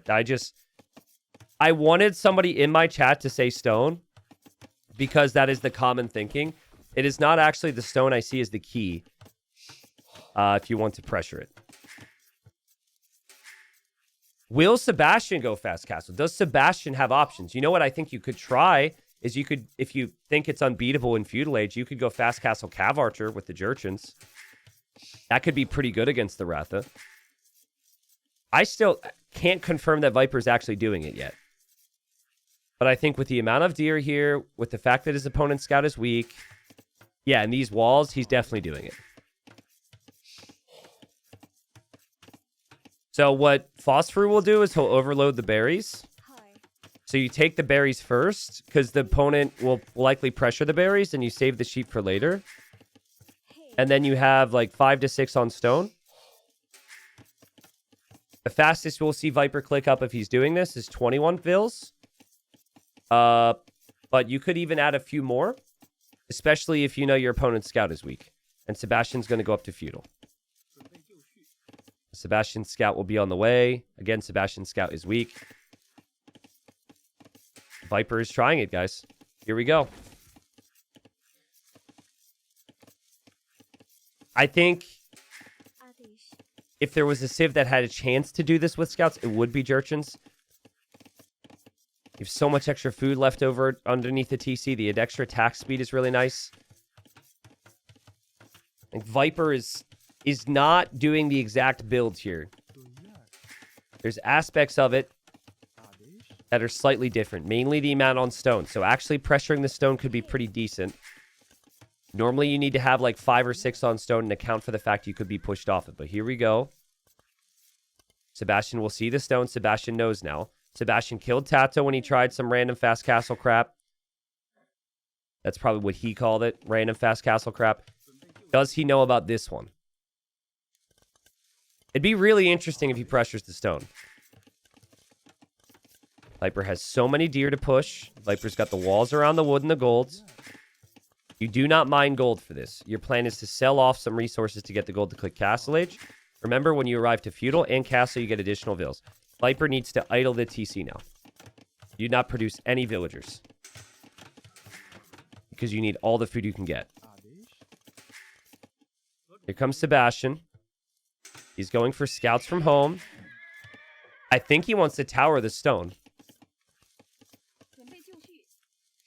Let's see. The stone is in a good spot. Like, obviously, if the stone's on the front, he gets pushed off it faster. Yeah, he wants to tower the stone. So, from my perspective, if this was Phosphor doing the strat, he would never tower here, ever. He would never tower to play defense on the stone.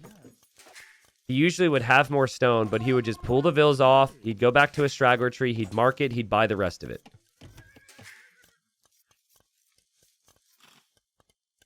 Viper doesn't know the tower's coming up. Sebastian with the tower now. I'm glad Sebastian's attacking the stone, because this is now testing the theory from earlier, right? And Viper will go for a market and a blacksmith.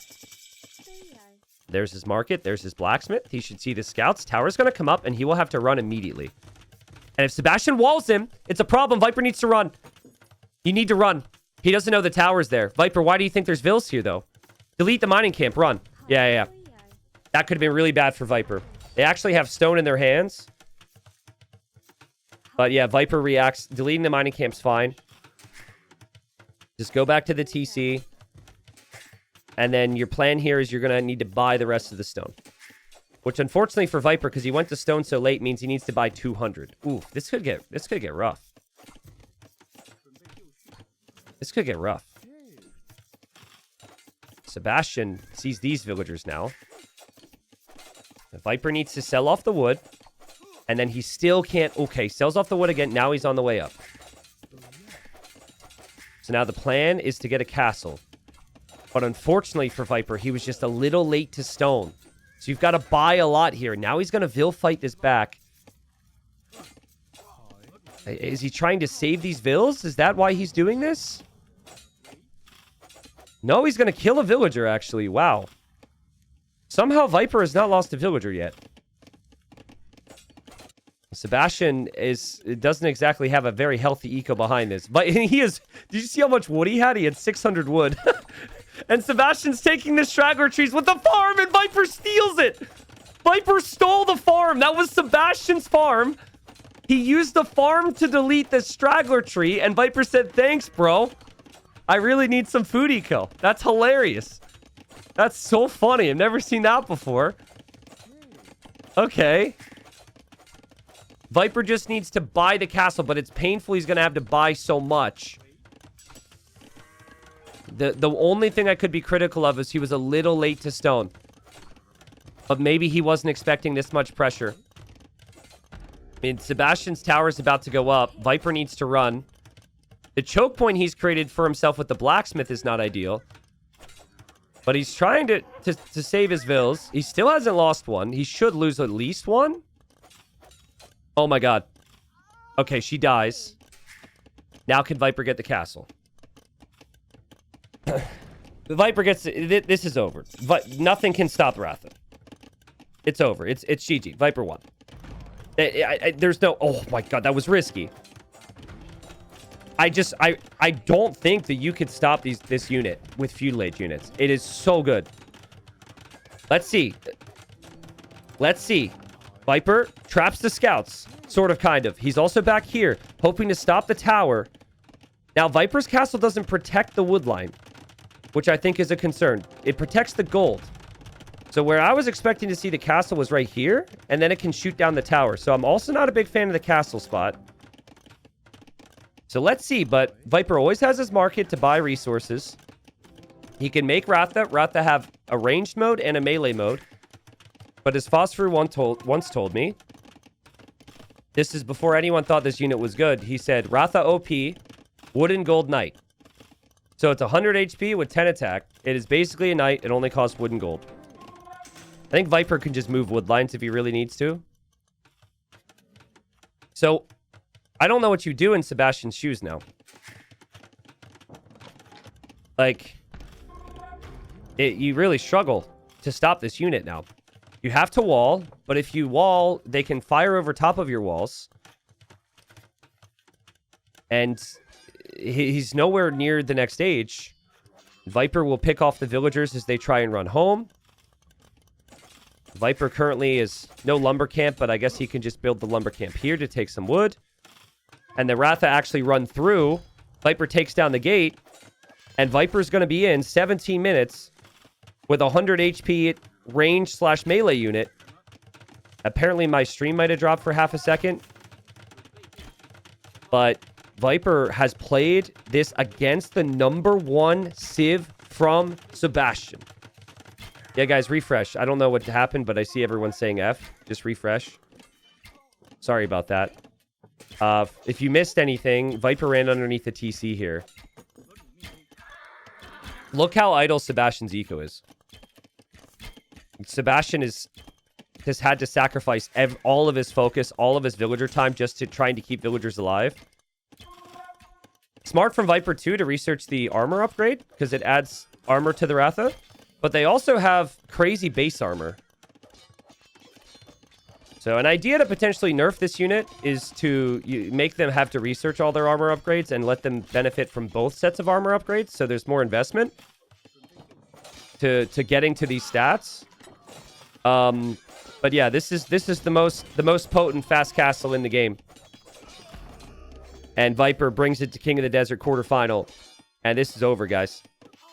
I think the only ways you kill this is if you go fast castle yourself. Against a player who knows what they're doing, you can't beat it. He got just more than enough army out. I think Capture Age is wrong. I don't think he actually made 18. I think Capture Age does this when there's been a melee and ranged type used. It counts it as 2 separate units. But Viper destroys. Think about this. Your #1 Civ, man. Your #1 Civ. Your best strategy gets killed by this. That is so good from Viper. That is so freaking good. And, I mean, Sebastian, imagine if Viper plays normal, and then Sebastian tries to play open and fast castle counterplay, and he just guesses wrong. You have to respect the meta as well in Sebastian's shoes. But you got to somehow take him off the gold and the wood area. Taking him off the stone, it doesn't stop the castle if that much stone has already been mined and there's the market there. So we saw Tato try some of the fast castle stuff. It was clear he hadn't practiced it and done it that much. With Viper, he looked good. 14 kills, 2 losses. And Viper has got to be loving life right now. All right. So Viper goes for the fast castle, game number 3. He's now up 2-1. And it feels like a very quick turnaround on that. If you walked away, got a cup of water, got a coffee, came back, Viper did win that game in like 17 minutes. So masterpiece from Viper.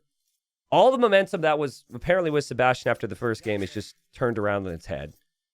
And now we've got Viper playing as the Tatars. Now they did make the Keshik cheaper recently. The War Wagon Fast Castle, something that Viper did once with the Koreans. I don't expect that. So I think we'll see the meta from both here. I would expect Viper to maybe open with Scouts for once this series. Sebastian might want to play Spear and Skirm. We might see some more cheese. And later on, we might see a Siege Tower with Fire Lancers, because Fire Lancers have been being spammed like crazy in this tournament. New addition to the game. Koreans, Vietnamese, Chinese, Khitans. I think I'm missing a Civ that has access to them. They've been good units. And Koreans are cheaper too. So Viper comes forward. Viper will steal a sheep. So he wants a little lame. There's no boars on the front. Sebastian already brought that in. Pretty nice map for Sebastian here. He's surrounded by wood. If he could wall up, he's got a lot of wood lines. Imagine having this corner in the long game. Now, Sebastian still tends to like his archer civs, so Koreans is a fit. Viper still likes to go for those cav civs, so he could be on cav archers again, but now he's losing sheep to Sebastian, so both players trying to get a lame, which in my opinion, it's a move. I think everyone should be trying this. Oh, a very important question in chat. Hey, T90, my neighbor wants to subscribe. Unfortunately, his dog was stolen. It turns out the pup was... What is happening? His dog was stolen? Turns out the pup was chipped and the thieves were able to steal his identity. Is there any way that my neighbor can subscribe now without having to actually pay? Oh, well, I feel really bad about your neighbor's dog, but fortunately, if your neighbor has Amazon Prime, they can still subscribe for free. Yeah, they can subscribe for free with Twitch Prime. I'm hoping that was not a real story, and this is just a setup. Not a paid chatter, by the way. Not a paid chatter. Would appreciate the primes. Thank you. Shout out to... But who do I do a shout out to here? The guy who stole the dog? That's kind of bad. It was a joke. Dank the Tank, welcome. Thank you for the prime. Sebastian comes home with some sheep. He's on the way back this way. Viper just headed to berries here. I feel like Viper will go scouts. I've seen a lot of spears and skirms with Sebastian Civ, but it's not really Sebastian's style. And then again, I do have a memory of him doing it with Incas once, so.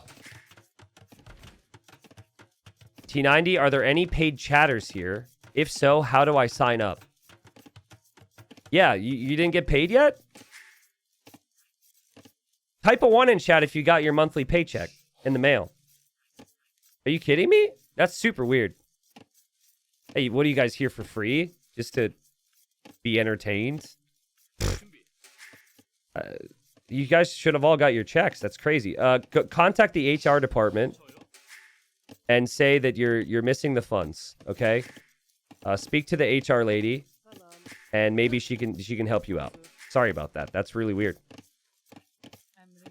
I'm kidding. This is sarcasm. No one gets paid.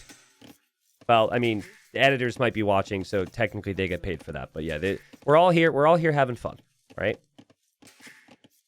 Wait a second. I've been told that people have stopped paying for sleeping medications after finding my channel. With the price of medications in some areas, I feel like I should get a cut of that. Right? I guess maybe that's what the subs are. Thank you, Murder Thumbs, for the 5 gifted. Very kind, man. Thank you, Miyago, for the 3 months with Prime. So 2 lumber camps for Sebastian, which isn't too common in King of the Desert meta, but I think he's able to wall up and play safe, so the efficiency will eventually pay off. His scout will move forward. Viper scout just back home, pushing that extra deer. I think Viper will end up going with the stable. Gold's a little bit far forward. Map's a little bit tough to lock down long-term for Viper for the gold. This gold would be very worrying, and this gold very worrying against Korean towers. So he has to fight for that map control. A T90, is it possible to mod the minimap? I can change some things with the minimap, so I can change it to military mode and research-only mode, and I have a chance to toggle it. I usually don't toggle it much. But yeah, there are some changes I can do. If you're talking about in-game, you can do a bunch of different stuff. Just check the mod center. And there's the range from Sebastian now. So I would expect some skirms and some spears. It's just meant to annoy and harass Viper, so his eco isn't smooth. The scouts are coming over. Viper getting a good peek at the back of the map, if he didn't already. It's a pretty good map for Sebastian. He just wants to know Viper's opening, or sorry, Sebastian's opening, and he'll see the range. So it feels weird, but when a good player is doing this against you, you almost always need to add your own skirms.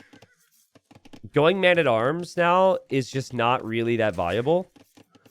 So you make the scouts, but then once the numbers get big enough, you then need to add a range for your own skirms. And then the skirm player has you exactly where they want you, because their skirms are cheaper. But the longer Viper can avoid the range, the better for him. And it's not like the spears and skirms can pressure him. With the way he's walled, his food and wood eco is fine. So I would just resist the urge. And I would really like to see horse collar here. I feel like you've got the time. You do that, you're delaying the range. So that's why a lot of players don't do it. But I feel like Viper's issue is his eco starts to fall apart in early castle with no horse collar. And then he's on 3 TCs. And it's like, oh, God, he needs another range. And oh, God, he needs this. He needs that. Horse collar can really help because his farms last a lot longer. Again, when you're not under a lot of pressure, when you're able to play safe early, horse collar always feels like it's worth it. I feel like would have liked to see that from Viper. Kind of like Sebastian, right? Sebastian's like, okay, I'm not under pressure. A wood safe. But I guess he does have some savings because his spears and skirms are really cheap. The scouts come forward for Viper. That's a lot of spears. That is way too many spearmen to fight against, of course, but he can still run away from them and use the micro. Wow, Sebastian sees that Villa's weak, and he actually debated going in there to try and get enough hits to kill it. That's confidence right there. Are you kidding me? To think you have a chance at that against Viper is ridiculous. Viper will almost be offended by that. It'll be like, the sheer audacity. You think you can try that against me, but he did garrison there. T90, do you think Sebastian can beat Viper? Yeah, absolutely. Absolutely. I mean, he already won the first game. Game 2 was really close. I mean, clearly. Yeah. I think I said Viper's the favorite. But I think Sebastian's style does counter Viper very nicely. What Viper actually needs more of is maybe a trick or two.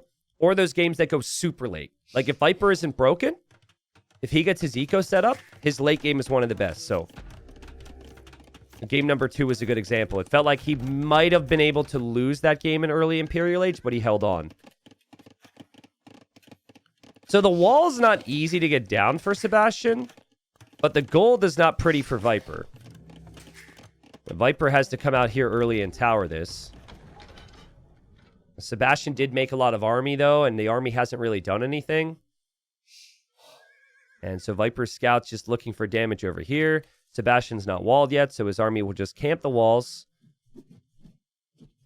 Pretty passive game yet again here. Probably headed to Castle Age. Notice how Viper made 2 skirms and he stopped. This is great. Normally, the amount of skirm and spear pressure from the Korean player would force Viper into more skirms and keep him in Feudal Age. Viper has no worries now. And did that scout get deleted? What happened there? Hold on.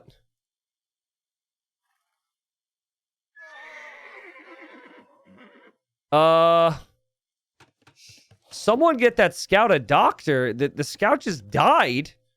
Like, sudden heart attack there. He didn't get housed. I think he wanted to delete a wall. Oh, right there. You see that? He wanted to delete that piece of wall, and he still had his scout selected. Oh, I bet you he probably tried to click it. I'm looking back at it now. I'm curious. Oh, scout's already dead. Hold on. Go back. I'm wasting way too much time investigating this. I think he tries to click something, and he had his scout selected beforehand, and then he went to click it, and he misclicked it. So he deletes his scout. Yikes. Sorry. We'll catch up to live time now, but that's huge. Not being able to see what Viper's army is now, and Viper's investment, and Viper's setup is kind of crazy.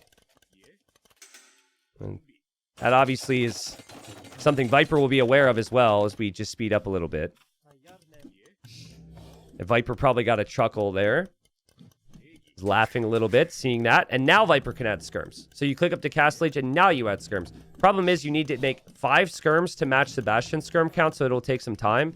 And you don't really have any skirm notices. Or bonuses. Not notices. What's a skirm notice? Excuse me, we have found that you have made too many skirms. We would like to officially inform you that if you do not stop producing skirmishers, you will be fined. I don't know. It's just going to be more skirms from Sebastian.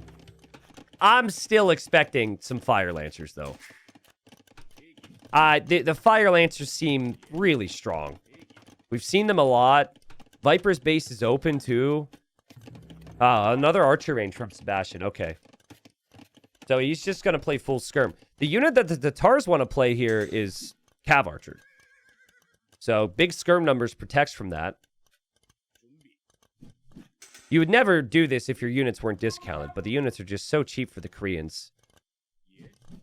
So he's still on his way to Castle Age. Viper was forced into a tower, so Viper isn't able to go for the second TC, and Sebastian is. And we have a 0-0 KD. The KD doesn't pick up on the fact that Sebastian, of course, killed his own unit. Finally, we have a little fight here. Viper's getting the upgrades, so he would like to force the engagement after the upgrades, ideally, but also before the upgrades come in for Sebastian. That fight was okay for both. Viper clears out most of the spearmen, but Viper's scouts shouldn't get a whole lot more value here. The scouts run in. The scouts will just die. Viper has no upgrades. And Viper's trying to escape, actually. Tried to run through there, and Sebastian blocks. And the scout goes down. I think Viper just assumed his scout was going to die. Oh, boy. Here we go again, folks. Here we go again. So Viper takes a little fight. And now he buys the stone. And he goes, you know what? I'm not fighting skirm v skirm against Koreans. I'm booming. Second TC, third TC. It's going to be full defense from the Viper. We've been here before. Sebastian punished it very nicely last time with the Siege Workshop. Will he punish it again? Will he even know? I think recognition of it is half the battle. He might still think Viper's going to go Elite Skirm. He'll run around this way. And there's the Siege Workshop already. So it's... Yeah, just like the state of the game is so awkward now for Viper. But you're too committed. I really don't know what you're supposed to make with military, though. Like, I get that there's going to be some people calling him too greedy. What are you supposed to do against this? You can't go Cav Archers. You can't go Knights because they can make Fire Lancers. Yeah, they're dirt cheap. You couldn't get damage in Feudal. So I think you have to wait. You have to boom. You have to take an advantage where you can, and you have to hope to defend with some siege. But The taxi is on the way. And the siege tower is about to hop out. And these fire lancers are going to be rolling all around Viper's eco. I really hope they make an adjustment to this before Titans League.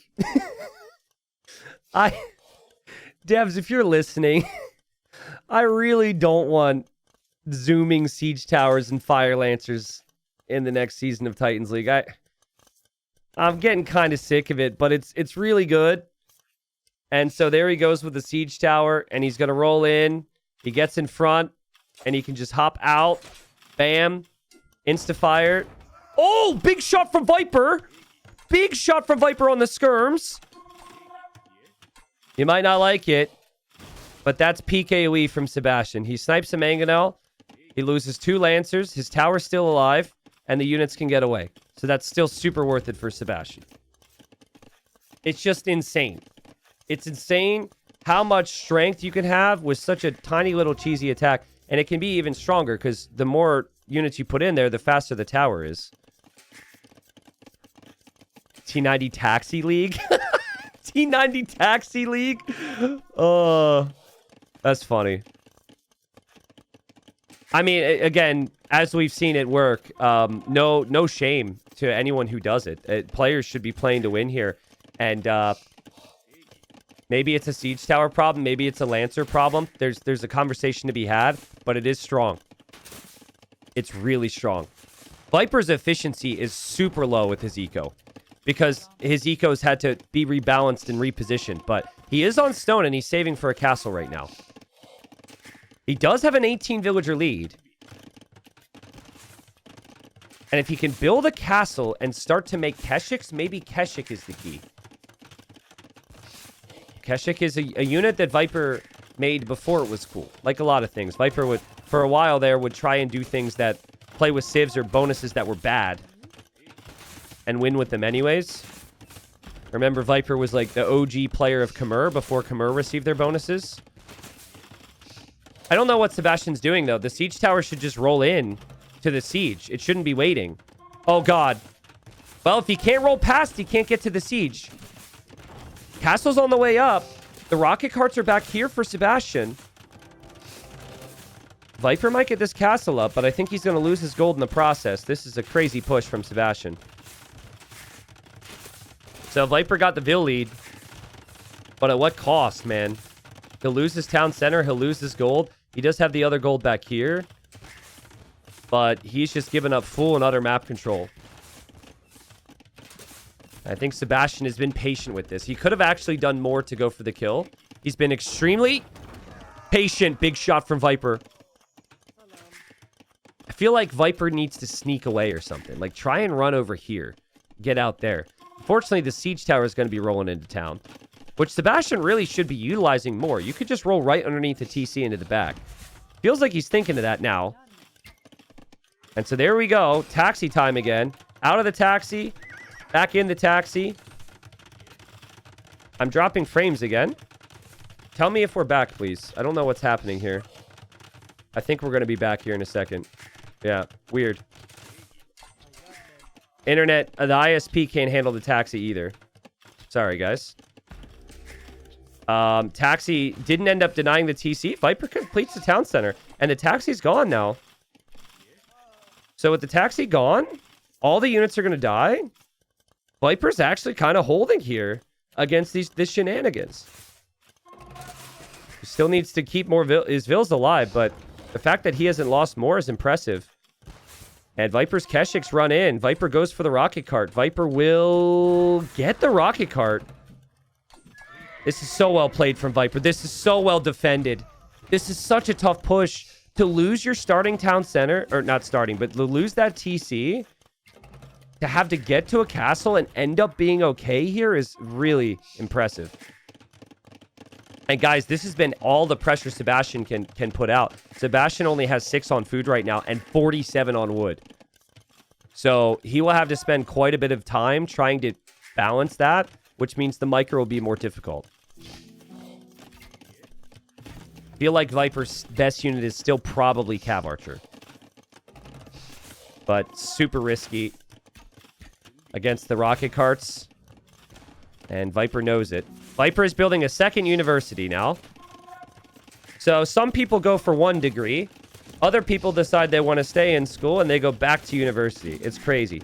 Viper, this guy's so studious, man.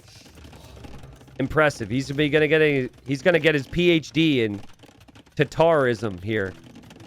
But I guess he forgot about the first one.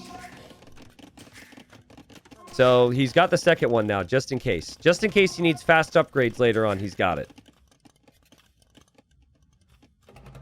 There were 2 rocket carts here. I think Viper snagged another one, maybe with this Mangonel? Yeah, maybe with the Mangonel he got some kills there.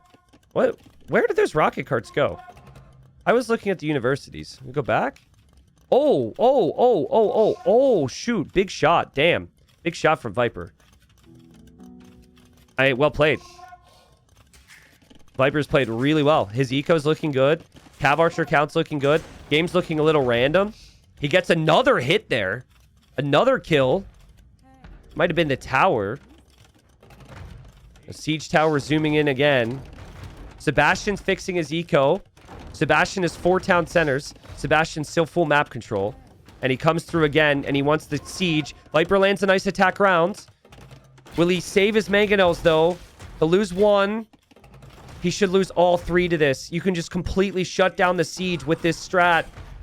3 mangonels down for Viper, and then he gets to zoom away. He gets to leave. See you later, bro. See you later. This is why when I saw it, the tone of my voice was, oh god, Viper's in trouble. This is why I didn't think Viper would have an easy opportunity, because it is so strong if you play siege defense. If anything, Sebastian maybe could have gone in and denied the castle. But yeah, he gets away with it. Viper's eco still kind of rattled. Viper still doesn't have his long-term gold. I guess he has this gold here, but he doesn't have this gold. That's being towered already. Siege tower will wheel back. Vil count is getting closer. Viper needs a counterattack, and it will get increasingly difficult to do that because the economy for Sebastian's good enough to add skirms again, and Sebastian could have towers everywhere. Not siege towers, but like regular towers. But yeah, we could have the siege towers as well, of course. Been a good hold from Viper. He's on the way to the Imperial Age now. And I remember that game in game 2 where he was able to hold on and play Cav Archers with Hussars. He could want a similar thing here. More towers for Sebastian going up around the map. But there's a lot of space down here. I'd like to see Viper just bring a bunch of Vils and get out of the corner. I feel like having extra eco down here could be really valuable long term. Especially if you know you're being surrounded in the north. Because if you're being surrounded up here, you don't want the same thing to happen in the south. Here comes that counterattack from Viper. And this will be spotted. Sebastian sees it. Skirms are around. But this is some nice control from Viper. Viper was also able to run past the towers that didn't have ballistics. Now he'll get some raids in the north as well. This is a lot of time for Viper back at home to add that eco. And a lot of chasing right now from Sebastian. We do have a counterattack, though. It's so stupid. I'm sorry for people to like this. Something's going to have to change. I don't want the whole strat to be shut down either. It's kind of creative in its own way, but like... He was back at home a second ago, and now he's forward with an infantry unit. It's ridiculous. And now Viper gets raided. Viper never really could account for that. And some big damage is being done, but Viper's also getting some big damage here too. I think he will lose these Cav Archers, though. But maybe Cav Archer isn't the comp that he wants. Maybe it'll be Keshix. I think a fine mix will go, and Viper will ram down this tower. He will place this castle. Viper's in Imp. He has the villager lead. Viper's killed 26 villagers this game, and his Cav Archers make it through. I thought these were traps. So this is some true mobility. No siege tower needed. And Viper's Cav, they'll struggle to get out of here, but still, he got some good damage. Nice quick wall from Sebastian there with the siege workshop. And Viper will lose some of his Cav Archers. He will have the ability to shoot this tower down. He does have more stone up here. I feel like this hill could be really valuable for Viper if he could take it. But there's 30 skirms for Sebastian. And Koreans get the armor upgrades instantly and for free for their skirmishers. So I still think Viper will have a tough time. There's a lot of towers he's got to work against. And that's a lot of skirmishers. And yikes. That ram as well will not take that tower down. Keep upgrade also will be free. And Viper was never able to escape in the south, and Sebastian is outposting everywhere. Guys, what a fun series. This whole series has been awesome so far. We've had everything. Like, game number 1, we had that lots of Castle Age pressure. Game number 2, crazy imp battle. Game number 3, the fast castle play. This game, spear, skirm, tower, defense, Viper holding on. Viper's pop still higher. He's getting Timur and Siegecraft now. And with Timur and Siegecraft, your trebuchets get +2 range. So maybe he could make a move for this castle. He did find some of the outpost villagers from Sebastian, but Sebastian's got the outposts everywhere. Sebastian's just doing a lot of chasing he doesn't want to do right now. The lack of mobility without a tower is a bit of a problem. And while the tower looks ridiculous, it isn't that easy at this stage to control them. This wood line's so nice for Sebastian, though, because it forces a lot of this pressure right into the town centers in the tower. Castle from Viper in the back corner. Viper still sees some gold, still sees some relics. Keshiks are getting some kills. Cav archers are going to run through. He will be in the back. And so, again, Sebastian will have to chase. And now Sebastian wanted to raid the back of Viper's eco because he's been there so many times. And Viper will have a castle there, too. Viper's doing some great counter damage here. And Sebastian is just forced to drop more and more towers. But this tower might not go up. It's a doubt tower. Denied at 98%. Viper has a 30 villager lead. Oh, and this is some great value, man. What would also be sick is if he's able to use his supersonic trebs from range to take down those trebs from safety. And then Sebastian could start to struggle because Sebastian has very little on gold. His gold is actually back here. And he isn't able to fully mine it right now. Yeah, Viper's trebs are ready for this. One trebuchet from Sebastian was never part of his plans, but he kind of has to. I guess there's also a bombard cannon there. If Viper goes elite Keshik and Cav archers, he could take these engagements. The bombard cannon will come in. Tatars can't get bombard cannon. Viper's just hiding in the back right now. Does Sebastian actually think he killed those units? Looks like he's looking for them. Viper might come back. Sebastian loses the treb. Sebastian needs to back up. He needs to wait. Wait till he has 3 or 4 cannons. I think Viper needs to also take this tower down. This tower is really weak. So, use this time if there's a big engagement here to take that tower down, and then maybe you can take that gold. And I also think if Viper could sneak some vills down here to get a little bit of coverage down here, it could be good. It's going to be tough otherwise if he doesn't. Yeah, Viper's trebs have 18 range right now, and he just gets elite Keshik.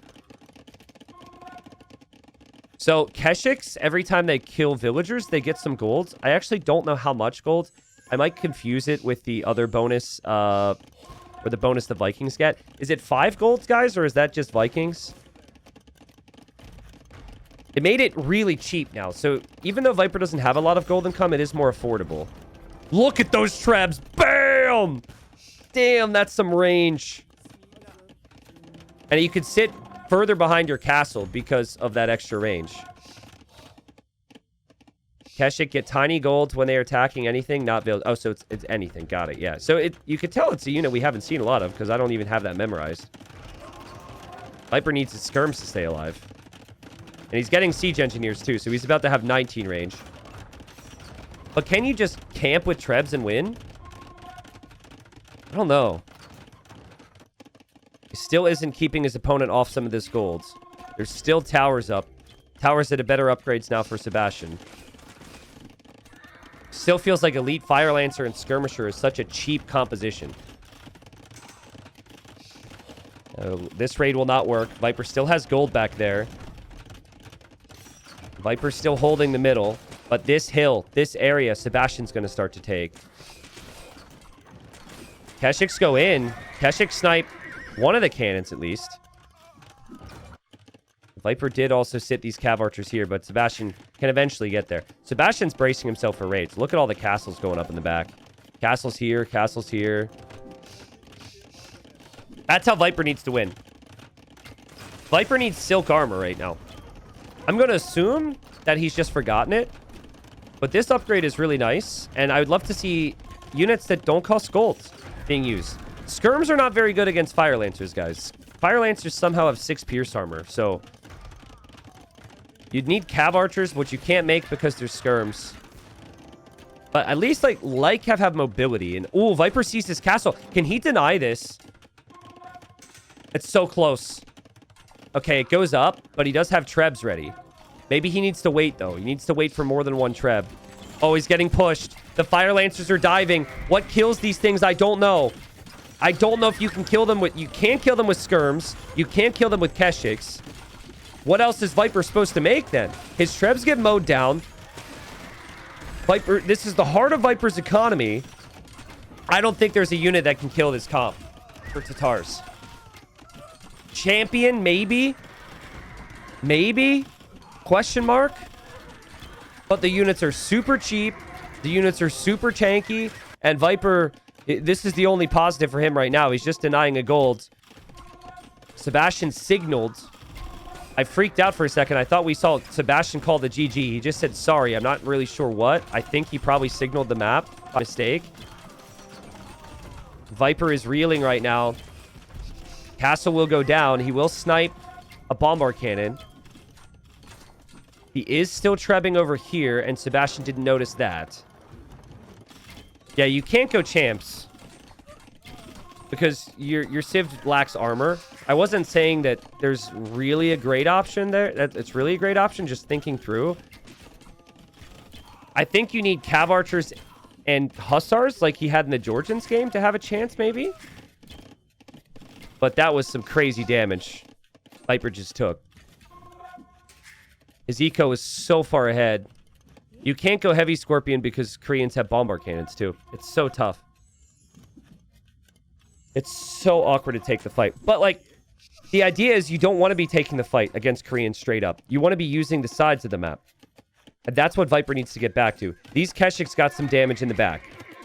So Viper got that done. He did take down the castle here. Because the weakness of the Fire Lancers and the Skirm comp is that it's slow. I wouldn't hate Onager. I still think it has similar weaknesses against Bombard Cannon, but at least Onager, with a couple surprise shots, can have a bigger effect than Scorpions. But yeah, when these units are together, really tough for Viper to engage. The Viper loses a Trebuchet.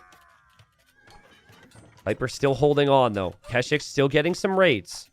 He's found some good value. He's losing his town center to the Lancers and the Skirms right now. He's hoping the Skirms will die to the Keshiks, and then the Fire Lancers will die to the Cav Archers. He does have Silk Armor, so he's got the extra Pierce Armor, but Cav Archer's a costly unit. Still holding on. It feels like Sebastian, I don't want to say should win this game, but it feels like he has to win this one. That was a really good moment there. Viper can hold on again. Viper just needs one more win to go into the semis.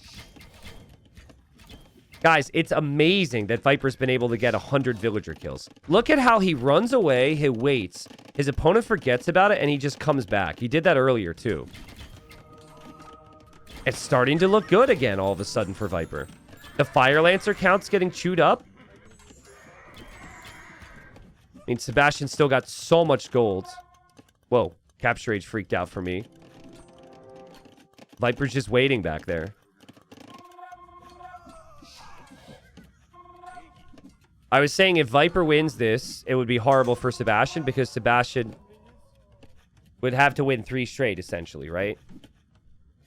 So he has to finish this one. He has to tie this up. Remember, he also just lost with his #1 Civ pick, so it's not like his Civ priority gets amazing. Viper's back in with the raid again. But the Halbs were waiting.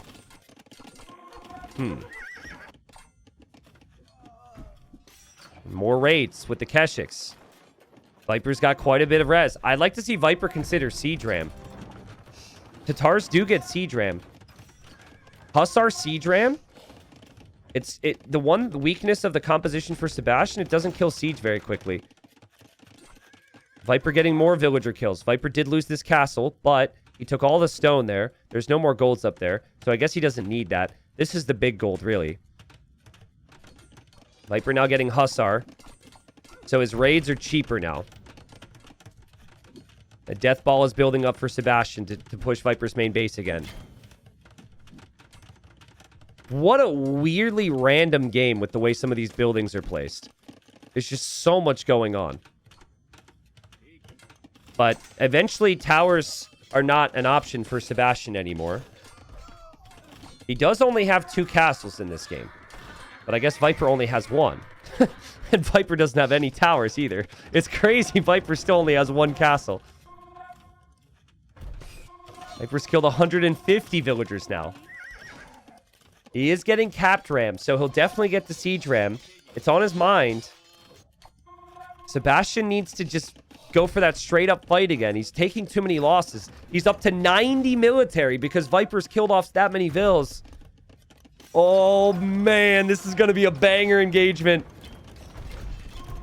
If Viper holds, he wins because he has the better economy. But obviously, Viper loses the fight. He loses his only castle. He loses his whole base, basically. Viper's also losing a lot of vills. He hasn't noticed here. I think the army count might be too high for Viper to deal with. There's just so much army from Sebastian. I know it's all not here. Some of that army's coming forward from dealing with some of those raids. So there is a lot of blue on the mini-map, but Viper's losing vills. Viper hasn't sniped all the trebs yet.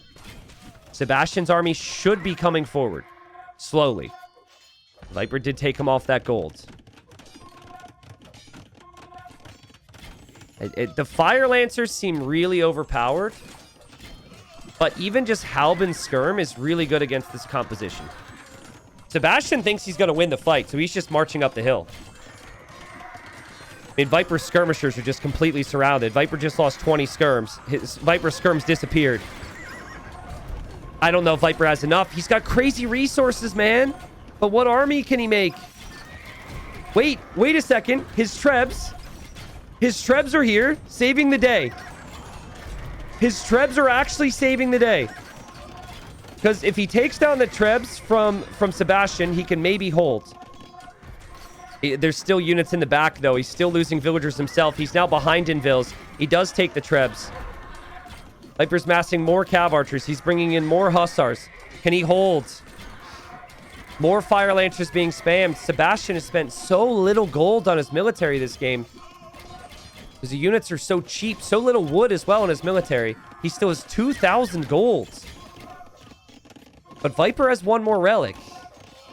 But Viper is losing the map. He doesn't have the north control. He was never able to expand into the south. The towers are going to become a problem. It needs to push this back now. His eco is really under a lot of pressure. He abandoned the wood line in the back. But his pop is up again. He's got the bigger army now. So, and he's got 40 cav archers, which is similar to the number that he won the game with in the first game. And this tower goes up. And he'll take this tower down.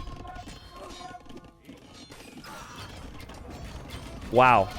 Viper needs to... The problem, again, is I think he's valuing his skirms like it's against Halbs. You can play your skirms like that if it's against Halb, and they will kill the Halbs, and they do an okay-ish job.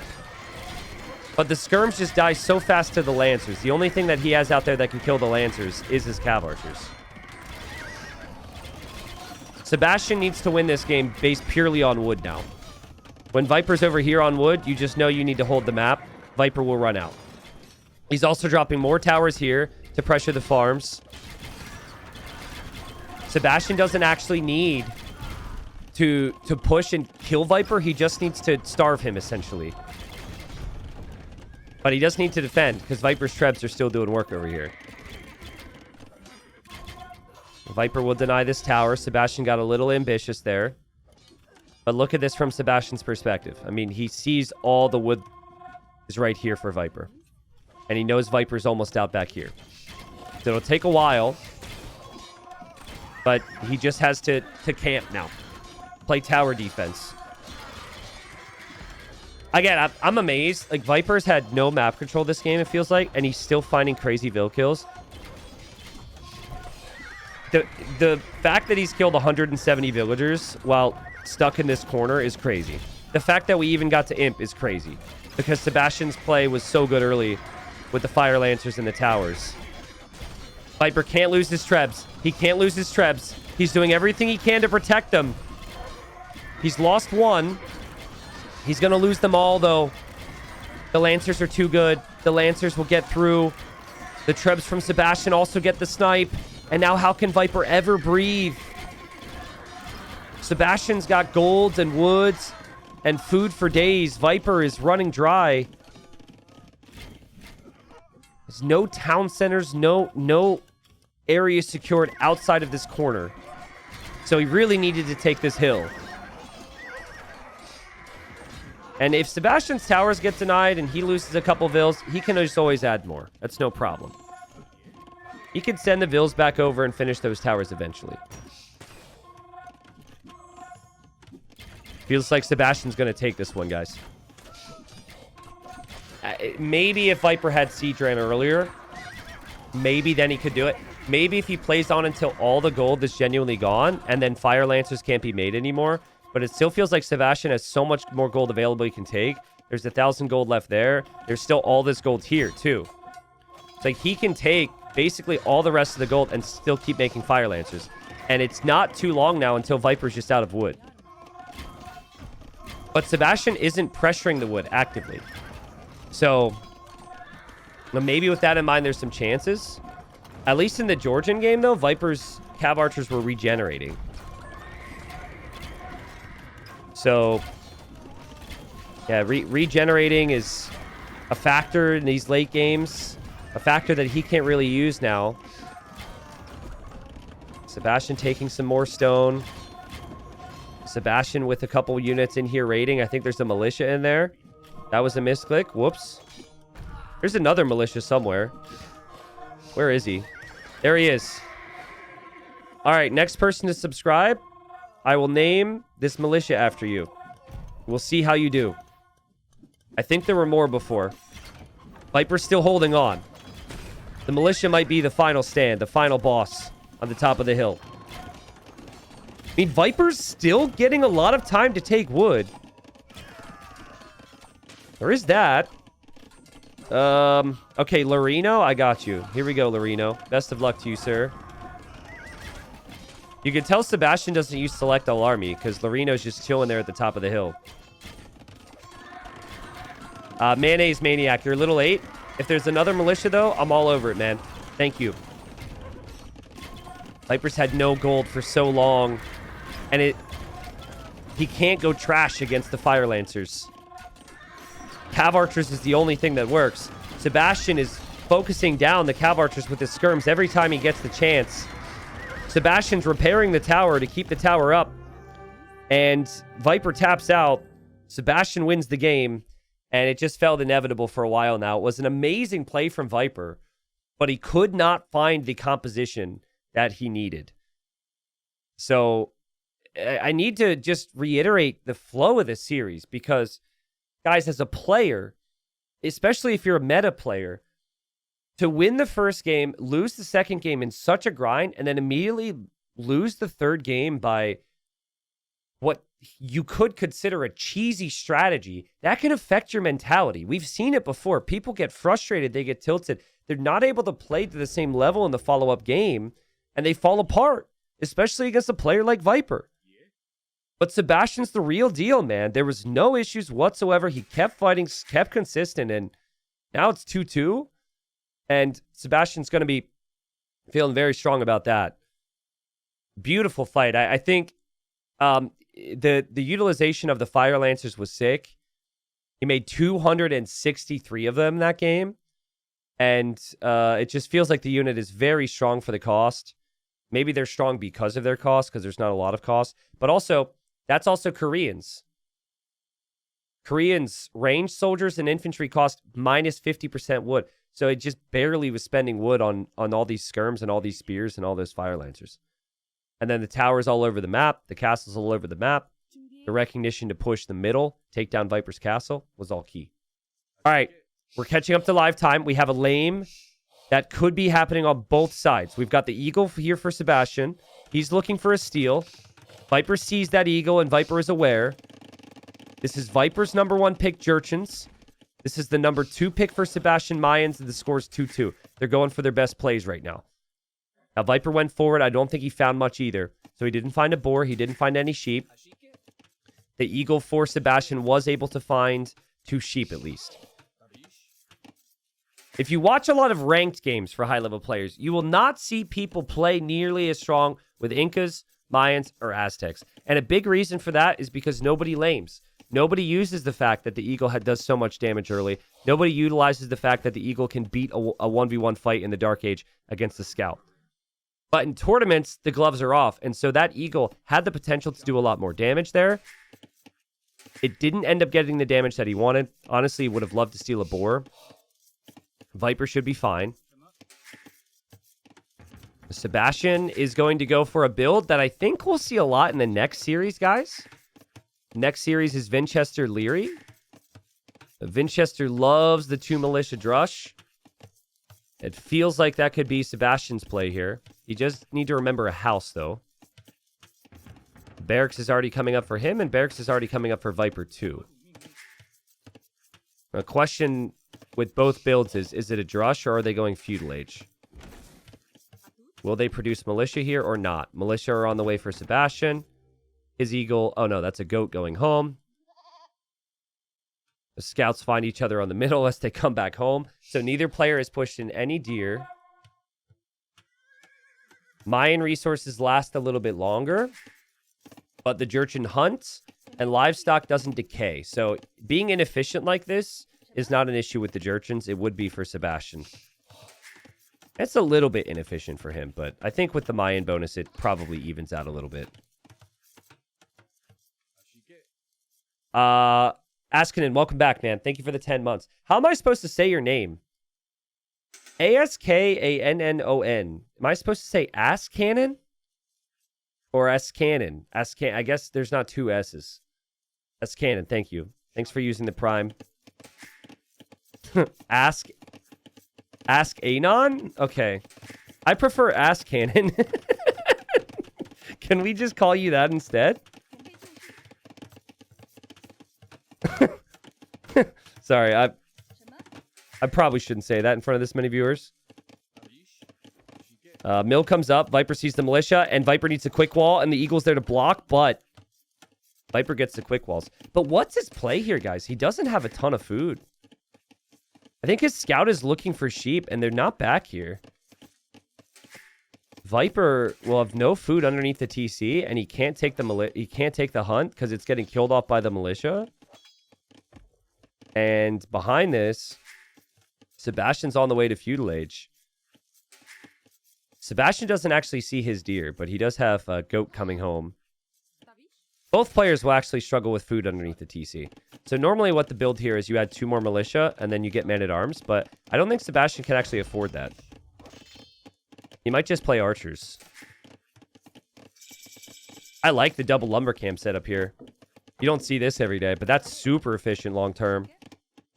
Not super long-term, but he is Mayans. And Viper, he wants a trap. And he's going to fail the trap. He wanted the masterpiece so badly there. Now, at times I've been critical of Viper. I'm like, Viper, why are we trying to trap? Viper, why are we trying to do this? But he knows it's going to be a follow-up. He knows this 2 militia is going to turn to 4. So if he could have trapped 2, it would have been really important. And look, now he wanted to come out here and he wanted to take some of that food because he's trying to go scouts, but he can't even push it in because of the pressure from Sebastian there. This is an awesome spot for Sebastian. Viper's housed a little bit. Viper will only have 2 scouts, And Viper doesn't even know the follow-up is coming. He can assume, but he doesn't know. Now, I think now that once you start to attack, or I guess eat the Mouflon here, it'll stop decaying. But the other one's decaying because it was killed by a Mayan unit. So realistically, maybe what Viper should do is Viper should just hit this with a Vil now. And I think this one would stop decaying. Guys, Viper killed the Eagle, but he still doesn't know that the other Man-at-Arms are coming in. I think he still had his suspicion, but those famous Viper quick walls are going to be needed here, or he's going to lose a lot. Viper, Viper, Viper, Viper, Viper. He doesn't see it. He sees it now, but he didn't notice it, and he will lose one. Oh, God, he's going to lose, like, his whole wood line here. His whole wood line gets abandoned, and they're not working. That's the first thing. He loses 2 Vils. Amazing build from Sebastian. Amazing build. I mean, again, the lame was top tier. The follow-up's top tier. He's walled up. His eco upgrades are in. There's going to be archers and spears as well. And he didn't even have all of his food. Viper took some resources from him as well. That's some devastating damage. Enough damage where I think Viper will have a tough time. He's already going to be behind a villager because you're up against the Mayans and they're ahead of Vil. If Sebastian were to follow this up with some spears and archers now, Viper could be in trouble. But I think when you know you're ahead, you just want to play safe. He's just sitting at home for now. He doesn't know exactly what Viper's up to. Viper does trap a spearman at least. I love that from Sebastian. I think... See, now I'm a little confused. Because Viper tried to trap those 2 militia, and I said I liked it because it's always a follow-up of 2 more militia, but then he didn't preemptively wall his woodline. So maybe he just went for the trap because he thought it would be cool, but those 2 things don't add up to me. Normally, you would, if you're expecting that follow-up, you'd never try the full wall. But he didn't have the scouting on it. He was at his base the whole time, and that was because of Sebastian's aggression. Here's the archers and the spears. Sebastian already almost 1,000 resources collected ahead. We're 15 minutes into the game. He just hits 5k, and Viper's at 4,200. And that will continue to climb. There will be the occasional eagle and archers for Sebastian. He's got fletching now. Wouldn't actually hate the infantry armor here. I feel like I would research the infantry armor, convincing myself I'd get value from it. And then I would never get value from it. And then I'd regret it. That's normally how that goes. But I can't help myself because I'm like, I've got spears. I've got man-at-arms. And I'm making some eagles. And there's going to be scouts and skirms. I mean, I feel like the armor is really justifiable here. Even without the armor, though, he still takes the fight against the skirm. Does well. He just got fletching so much faster than Viper. And this is even good damage. Just forcing Viper off the berries, even temporarily. I don't hate the tower, because this is the only area of your base you're exposed. And you already have a nice lead, and you don't want to lose it. Sebastian's just thinking about Castle Age now. And in Castle Age, he'll play for the crossbowman timing. And Viper is waiting for a big follow-up. But imagine if Sebastian just doesn't. If Sebastian just runs around with this army, chills with this army, distracts Viper, gives him some time, he could be up soon. And Viper will take the fight. They both take the fight. Nice engagement for Sebastian. Eventually, he'll lose this army, but he's just giving himself some time. Yeah, this is perfect. Perfect amount of farms for crossbows. These Vils can go to gold or wood. Both still microing here, but Viper needs something to be positive about. Man, the micro is so good. Like, you think that Viper would have the army to deal with this already, but he still hasn't been able to take a good fight. And Sebastian's on the way up. Second archer range. Some players might even go 3 here and really go crazy with the crossbow numbers. But Sebastian He's got a pretty wide open base on the other side here. So if he just loops around this way, hits the wood line, loops around this way, hits the gold, this could be game over. Viper's so far behind, selling the stone is the right idea. Obviously, it's going to look bad because he's going to need a tower, but it's going to be bad if he's not in Castle Age, regardless. So he knows he's really far behind, and he'll try and use what he can. And then finally, Viper kills this. But look at the value on the army. Viper had 5 scouts before. He now only has 2. And Sebastian just planning on crossbows. And he'll head over this way. He knows exactly where Viper's woodline is. And Viper's still 2 minutes away from Castle Age. Hoppy says Viper feels tilted here. What's he doing? I don't think it's tilt. I think the opening's so good. Sometimes the opening from the opponent's so good. The damage is so good. I don't think there's an easy way to stabilize. I think Viper has done everything in his power ever since those 2 villages have gone down. Every timing he should shoot for. And it's just simply not enough. It's probably not a great feeling. Because, like, you have tried everything, and you're still falling behind in the timings. But yeah, I think everything Viper's tried since is enough. And now you have to hope that you can hold from this, play in towards Elite Skirm, and then stabilize. At home, Sebastian will drop the University. Sebastian will come in on the left side with the crossbows. Will he be patient? Will he be spotted? He kills 1 villager, and Viper has to leave. And now in the middle, Viper's got skirms. And these skirms can actually be chased down because they're not elite skirmishers yet. God, the inefficiency for Viper's eco is going to be painful, man. Look at that lumber camp. And the crossbows are still advancing out. Sebastian should have ballistics soon. If he gets ballistics, that'll be another advantage over Viper, but Viper's just holding on. He only lost 3 vills this game. He saves these skirms. He'll get elite skirm soon. And mining the stone, Sebastian. So he's just mining the stone to drop the second TC. And it's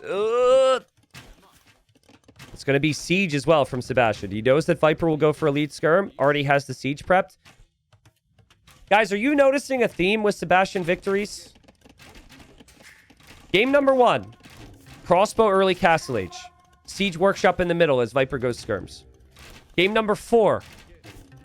Well, I guess, never mind. Game number 4 was like Fire Lancer and skirms and crap. But I guess the forward siege has been consistent. Viper plays skirms. He plays into the forward siege. But it's like, what he's able to do behind it is always so impressive. It's the economy timings, too. It's the eco upgrades. It's not just the army. Because if it's just the army and you have crap eco, you're not going to beat Viper.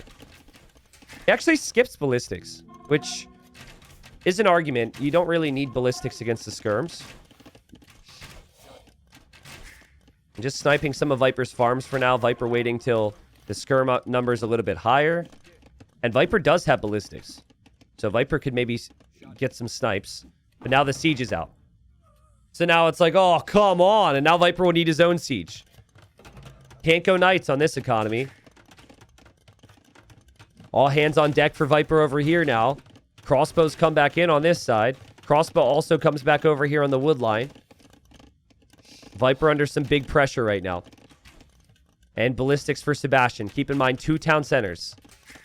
So 2 town centers producing vills. He has not lost a villager. He kills another villager from the Viper. Viper needs perfect micro now. And even still, like, with perfect micro, it doesn't make it any easier to advance out across the map afterwards. Sebastian sees Viper as ballistics. He gets it himself. But still always keeping this army back here. And here come those scouts for Viper. Viper wants the siege.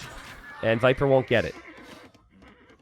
I think Sebastian will just go 3 town centers behind this. Again, though, I want to reiterate. I just think there hasn't been a stage in this series, really, besides the Fast Castle game, where someone has been ridiculously far ahead. The other games were still kind of close. But considering the Viper's food situation underneath the TC and how little he had in early Feudal, and then losing those 2 villagers against Mayans, always was going to be extremely difficult here for him. And now the micro has to be perfect, but how? You're just completely outnumbered.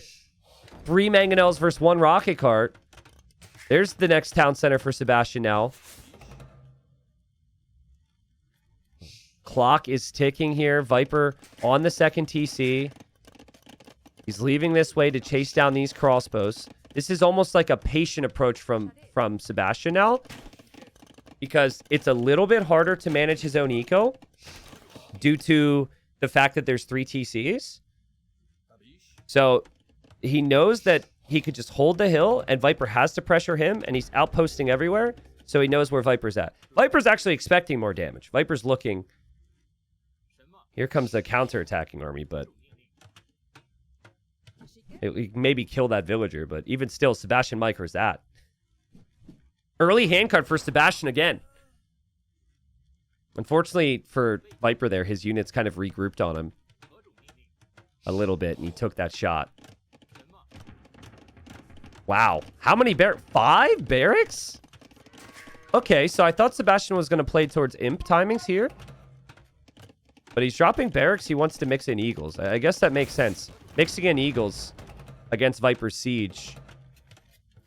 He can snipe the siege, snipe the skirms with the eagles. Sebastian's just... his micro is just so consistently good, man. It's so consistently smooth. Finally, he's getting attacked from Viper, but I mean, that is not a very big army. And he's just patient. He's not even attacking the buildings, not doing the thing that a lot of players do when they have this lead. He just knows he's so far ahead, and he's taking his time. Viper will get some villager kills, but the Eagles will come kill this off. And now the Eagles should come forward as well. Viper's actually mixing in Grenadiers now. So that should be good. Grenadiers, not so good against the siege. Not necessarily great against the crossbows, at least in low numbers, but it is good against the Eagle switch. So it kind of protects from that. I wonder if Viper saw the barracks when he moved forward. Yeah, he saw the barracks. So that's the result of those skirmishers finding it. Siege engineers from Viper. This is the only civ that can get it in Castle Age. That's a way to get an advantage. I mean, it's pretty cheap. It's not full price. It's like over 1,000 resources. So thankfully it's discounted, but Sebastian's still cooking. And let's see. I mean, maybe Viper's army could start to be good enough. I could see Sebastian diving and not expecting the Grenadiers. I wonder if he's realizing that Siege Engineers is in now too, because that extra range makes a big difference. You now outrange the crossbows and the opponent's siege. This is getting worrying now for Sebastian. The bombs are starting to go off. The Grenadiers are there. Viper gets a big shot. There is a little raid here, but that won't do too much to the Viper. Everywhere Viper goes, though, there's houses. He's always being spotted, but he's starting to do this. Look how fast the units die to these Grenadiers, man. I think Sebastian is really nervous. I think he doesn't know how to counter these bomb slingers. And he doesn't want to take any bad fights. But, I mean, these barracks, here's a sign to me he's worried. He already has more barracks over here. He's just got to run. He's got to avoid the army for now. Maybe a castle defensively. Maybe a couple towers defensively. He is looping around this way to hit Viper with this army. This would be a crazy turnaround from Viper. This would maybe be one of the better comebacks in the entirety of the tournament if he could win this game. Sebastian just never expected Grenadiers. So his whole switch is looking kind of awkward for him right now. But he could still, like, in any game, if you have the better economy, you can still probably outproduce with worse units. That's good micro from both. They both lose a rocket cart. They'll both... well, they won't trade again because Viper doesn't get the kill here because the counterattack from Sebastian. Sebastian is in. He's camping the hill. Viper needs to come back home, which means Viper's focus on the front is completely ruined. Oh, God. Oh, God.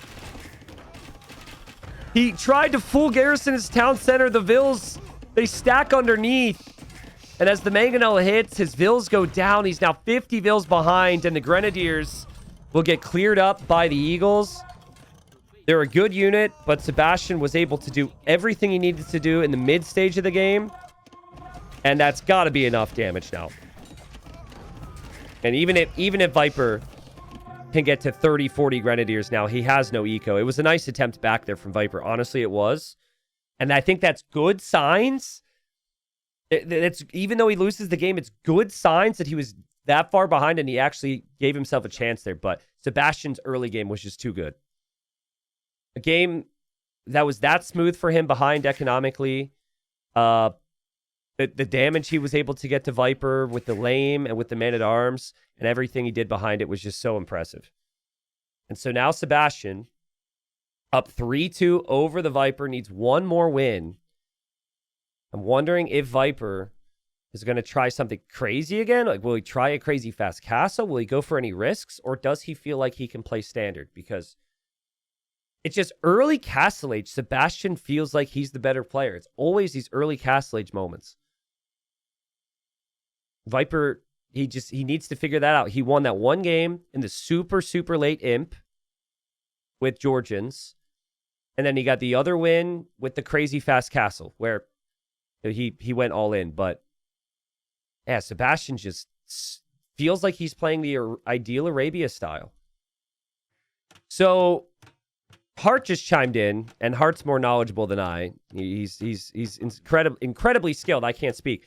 And Hart said that Viper hasn't hit Castle Age with a clear unit to go for. That's been the theme. And I agree with that statement.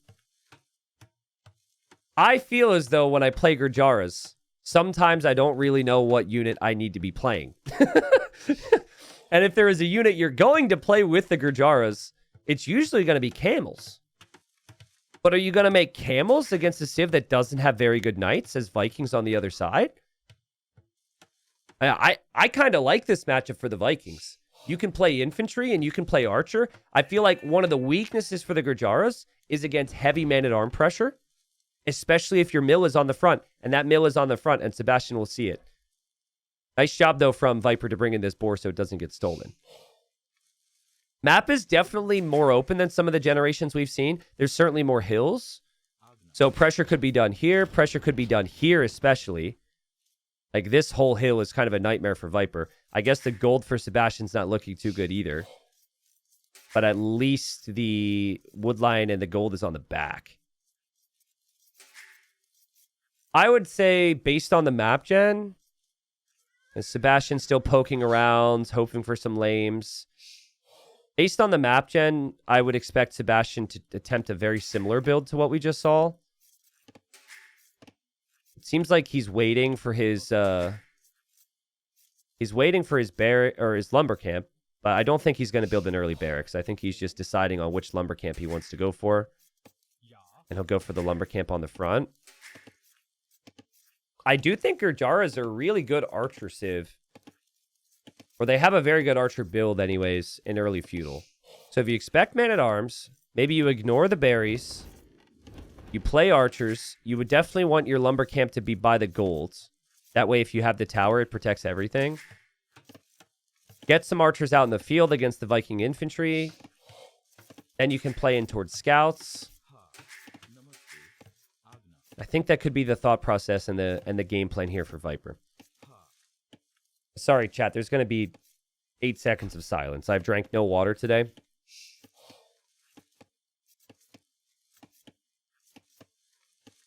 And I know myself. If I don't do it now, I'm not going to do it the whole series. Some of these days can be really exhausting, so...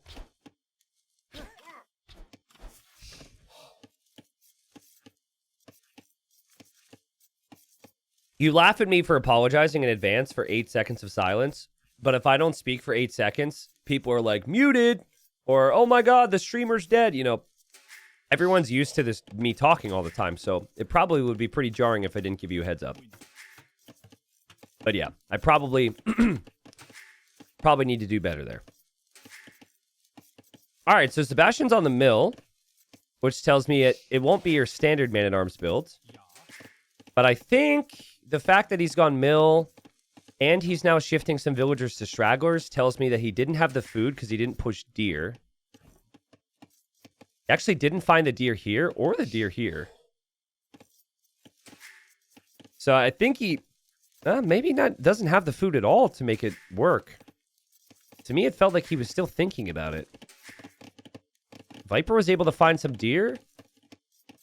Viper has the sheep inside the mill. Viper had the berries underneath the TC, and Viper's up 18 pop. So this is big difference in what's achievable right now. Sebastian saw Viper's deer. So he's asking himself, where are mine? And there they are. So yeah, he sees it. But it still slows down the build. The only thing I could see Sebastian trying if he wants infantry is the little 2 militia build now. But he might just end up skipping man-at-arms altogether. Which is great for Viper. I still think Viper will expect it. So I think there's a chance that Viper will switch over to the golds here. This really gives me some anxiety, like thinking about having to wall this. Maybe what you can do is preemptively wall, palisade here, palisade from here, angled down towards the house, and then you can take the gold. Yeah, thank you, Viper. The only difference I would do with my wall here is I would start the wall from this gold tile. That way you can get a couple more vills on the gold. That's the only thing I would say. But you need to get the walls down as quickly as possible, and that would take a little bit more time. So that would almost make me think Viper will open with an archery range. But that's still good walling for later on. And yeah, there's the archery range. Okay. Okay, I shouldn't read chat in these moments, but someone says, Sebastian's explored map looks like a galloping turtle. Okay, do turtles gallop?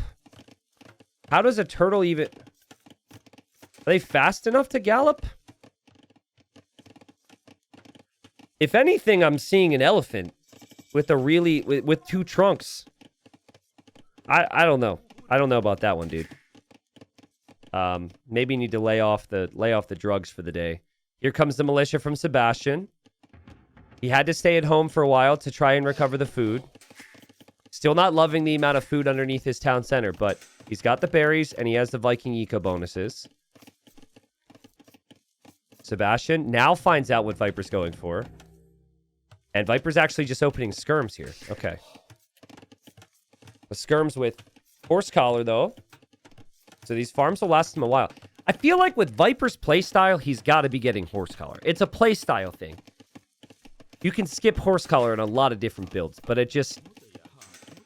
Viper needs all that wood for those town centers he loves to drop. And he hasn't been getting it, and then he's on 3 town centers, and he has no army flow, and the games have been awkward. But so here I like it. I like the eco and the defense so far from Viper. Nice walls on this side. Could even wall back here now. Sebastian will go for the skirm follow-up himself, but he definitely wanted more pressure here. Viper's chilling right now. But again, what unit will Viper make long-term? Feel like you want to play through skirm against the Vikings, because Vikings usually would go archers. Also, infantry is... At least for now, with good skirm micro, you can eventually kill these off, so... And then you play Skirmisher, Shrivamsha, probably. Now, after watching Viper use the Keshiks, I feel like Viper with Shrivamshas might be pretty good. Because Keshiks... He killed 150 villagers that game when there were defensive towers and town centers and walls everywhere. Shrivamshas are super speedy. This is a really open generation. So... As much as I'm not impressed with the Keshiks in general, or not Keshiks, sorry, the Shrivamshas in general in fighting big balls of archers, I think you can use them combined with skirms, and I think you can use them to raid. Also, Elephant Archer's a good thought. Elephant Archer's a really good unit. It's costly, but I think it's too costly because the Viking economy like just feels so much stronger. Maybe you if you go for that, it has to be all in. But I guess in really late game, Vikings don't really have an easy answer for that. Really late game is great for any civ against the Vikings, I would argue. Especially with this upgrade for Viper, Shatras. Most of the units he'll make cost food, 25% discount. Feels very strong.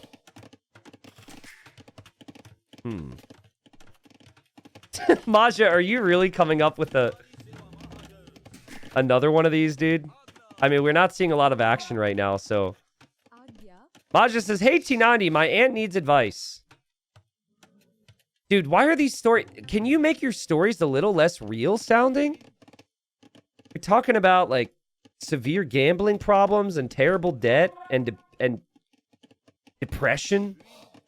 Basically, it's a fake story where he's trying to say, how could this, my aunt of mine, who's going through it right now, have a better day by avoiding some ads while watching the stream?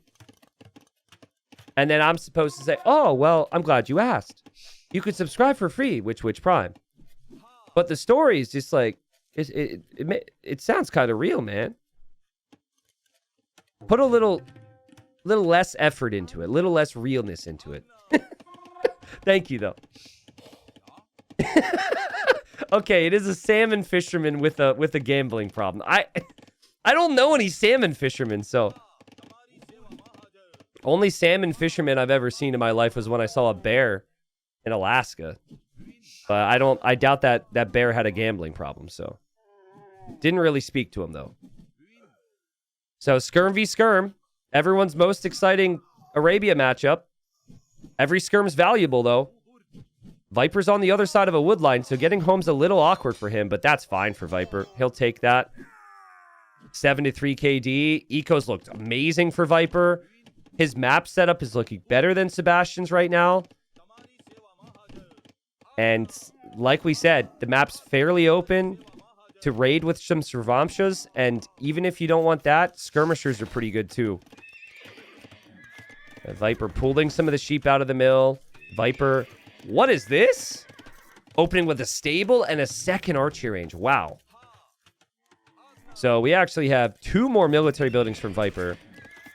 Not a game where he'll end up booming, but also it is a map where it's really hard to place town centers. You could town center over here. That still feels like it doesn't protect enough. You could town center way over here, way over here. Maybe way in the middle. This is definitely a full army type of map. I can't help but feel like we've been deprived of a really epic game, though. Because, like, this map would be sick with, I don't know, like, Huns versus Tatars. You'd have scouts everywhere, or, like, Persian scouts and archers and tons of army. But we got Gurjaras and Vikings, and it's just kind of been skirms. Sebastian will try Spearman. I think he just senses additional scouts from Viper. He sees the additional scouts from Viper, so we'll add some spears. This is still a risky spot to be in. Viper's just going to leave. But never mind. Maybe he can jump on this. Viper needs to track the Spearman. The scout addition's perfect here. In most cases, the person who advances forward in Sebastian's position immediately regrets it. I don't see why he feels like he could be out here. And, oh, the spears get completely cut off from the rest of the army. There are more spears coming all the time, though. That spearman gets a hit, but that spearman will go down. The other spears are out of position. This spearman will go down. The skirms are dying. Viper's getting elite skirm now, too. This is not what Sebastian wanted. He wanted more damage from the man-at-arms. Viper's uptime was clean. Viper's micro's looking great.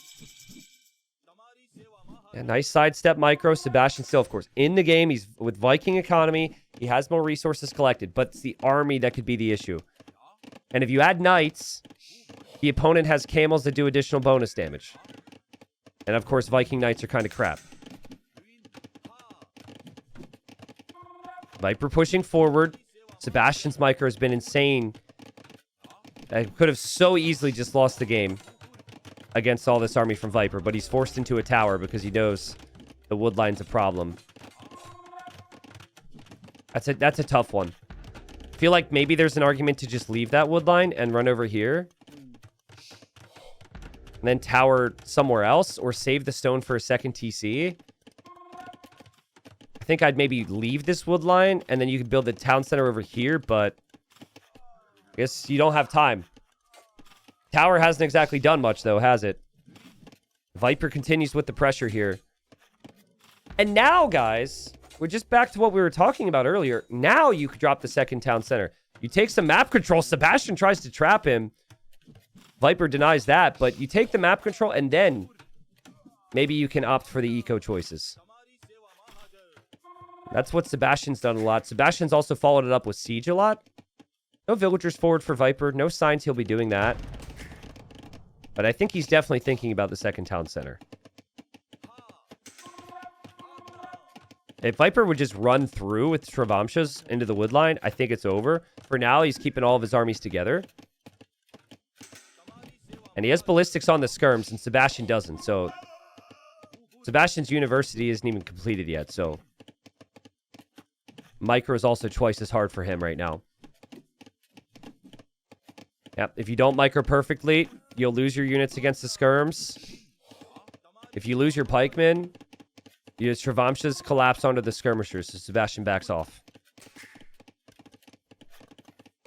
Viper's still all in. He's going for the siege workshop as well. No booming from the Viper. Full military style. Again, a lot of this is the map. I know that I might be making more people say Viper's too greedy or something. A lot of it does have to do with the map.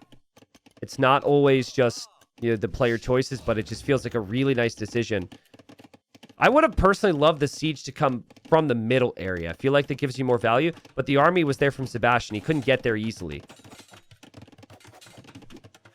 And Viper snipes a couple more vills. Pushes the villagers from Sebastian off the golds.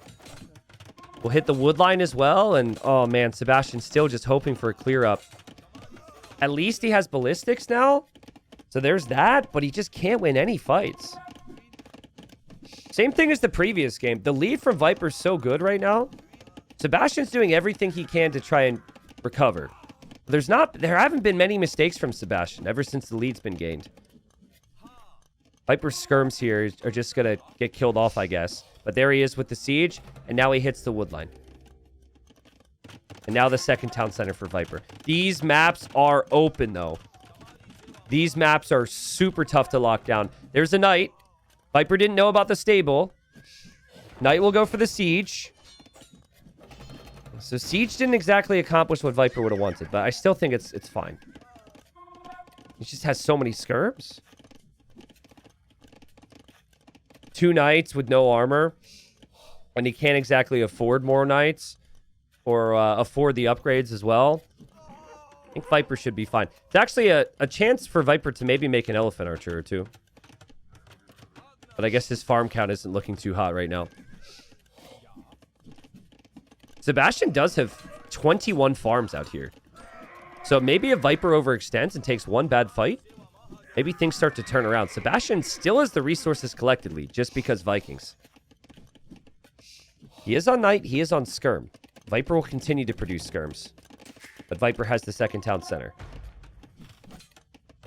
I feel like Viper's siege might get sniped again. He obviously knows there's knights out here now, though. Elgato says, T90, do you secretly hope for 4-game sets to save your voice? I always cheer for whatever player is behind to get longer casts. Sorry. No way, dude.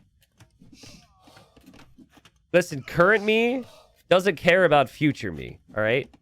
So whatever we casters have to go through, whatever it is, we'll take it for a good series. It doesn't matter. Not a problem for me. Later on, I might be exhausted, but, you know, that's just how it goes. There have been some exceptions. There are some times, like, if someone's very clearly going to win a set, and it's not a really close set, and then they throw a game or two, and they're still going to win the set anyways, there are then times where I'm like, the hype isn't as real. But this is some hype energy right now. Feels like the clock is ticking for Sebastian to bring this back. If he doesn't take a big fight soon, he could have some big issues, but he might get the fight, guys. That's a lot of knights. He was able to get armor. And Viper doesn't have any more army here. And hold on. Viper has more army off to the left side, so he's not engaging on the front with it all. And it is a tough army for Viper to deal with right now. He's just on skirms. If he makes camels, they die to skirms. They die to pikemen. Viper's on 3 TCs. Sebastian immediately runs forward to go for a siege workshop, to go for the kill. The Shravamshas are going to get into the back, though. So Viper holds. He's doing some nice damage there. This is the issue I have with the Gujaras. This is where I don't know what unit to make. You can't make knights. And everyone's just making all these skirms against the Gujaras. And the Shravamshas can't really find the engagements. Camels don't necessarily work. Oh, man. Don't tell me Sebastian's going to bring this back. He sees the monks. He'll snipe the monks. He's just marching up the hill. His army's just so good. His army is just so big as well. And Viper, he didn't keep the army coming against the Vikings here. His skirmisher mass is such a problem. I mean, it's not really a mass anymore. And having to produce from the left means you're running into the production of Sebastian or the army from Sebastian that's still sitting here. Now, that was a nice raid from Viper. Sebastian's still behind by 25 vills. But look at the army. Oh my god, how? This is why people pick the Vikings, guys. It's just 1 TC this time, but you can produce so much freaking army. You could be 1 town center against 3. Viper could do basically everything right, and then 1 single moment, and it all can turn around and flip on its head here. I'm so impressed with Sebastian. The fight and the hold, like he had to wait and wait and wait and wait and wait and wait. And finally, he's been able to turn this around. Viper needs maybe to stop producing vills and maybe to just try a bunch of Shravamshas now. I don't really know. Like, if you snipe the siege, you can hold. You do have town centers to keep your villagers safe. Oh, but he doesn't get it. No, no, no, no. It's 1 HP. Life is not fair. 1 HP. Oh, man. Careful, Viper. Siege on the TC. No! Okay, almost loses the skirms. But the efficiency is so bad, right? He's got idols in every town center. He can't balance out his eco where he needs it. Sebastian's got double siege workshop here, starting to pressure this town center. Still always has his knights waiting. Micro is still in ridiculous here. Viper with the shot. Viper lands the shot. See, if you kill the skirms, you might be able to make camels now in Viper's position. And then maybe you can stabilize. We're not finished yet. The knights for Sebastian will dive. Sebastian will lose his knights. Can Viper save his siege? Viper saves his siege. We are not finished yet. The Shravamshas from Viper can come in to save the day. I don't know where the villager went. There was a villager here, and the villager's gone. There's no repairville. Viper's on. He still has the villager lead. He does lose some skirmishers, but he will clean this up. We are still alive in this game, guys. Beautiful turnaround from Sebastian to come back. But an equally as impressive job from Viper. He needed to wait. His vills can move back out. He's super heavy on stone to get a castle down. And it's still 1 town center for Sebastian. I don't think he should change that. I think he should just go full army. When you're against 3 TCs and you're on 1, you know you need to push. But can he get the army out in time? Viper doesn't get the conversion there. I think if Viper just uses the Shravamshas to snipe siege, his skirms and his TCs can defend from the rest. Obviously, he's planning to go chakrams because he's getting infantry armor and planning on a castle. Big shots from Viper. But yeah, the problem for Sebastian is with the micro continues here. My God, Viper. Oh, that was so good. He saves his mangonel again. Yeah, the problem for Sebastian is he can't take down this town center now. That was a crazy hold. Was it a mistake for Sebastian to be back here? I don't think so, because it was keeping Viper off of gold. Viper never even shifted to this gold. I think he's just completely forgotten about that. Uh-oh. Uh-oh. The micro from Viper's solid. Can he get the kill on the siege? He will get the kill on the siege. He is building his castle. And he has just enough to complete the castle, and the castle will go up. T90, why does Sebastian have more resources collected? Vikings. Free wheelbarrow and free handcart is one of the best bonuses in the entire game. It's so good. The carry capacity, the movement speed, villagers are insane. And obviously, over the last couple moments, Viper's eco has been really, you know, it's lacked efficiency overall just because of the craziness. But yeah, Viking economy is insane. But if you hold from that, and as Sebastian lands a monster shot, you get enough army out to match, you normally beat the Vikings in late game. And that's what Viper's hoping for with this castle. I think Sebastian can still pressure the town center, though. He should still be able to range the TC. And now he drops TC number 2. Now he drops TC number 3. This is the first Arabia game today that really reminds me of Arabia 2013. Like, crazy army. Back and forth.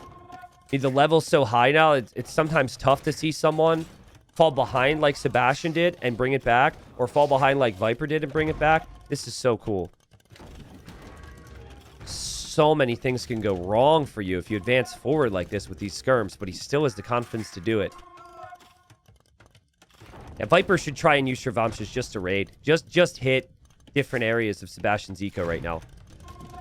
And Viper, oh my god, look at this. Look at this micro, dude. But now Viper comes in for the mangonel, says thank you very much.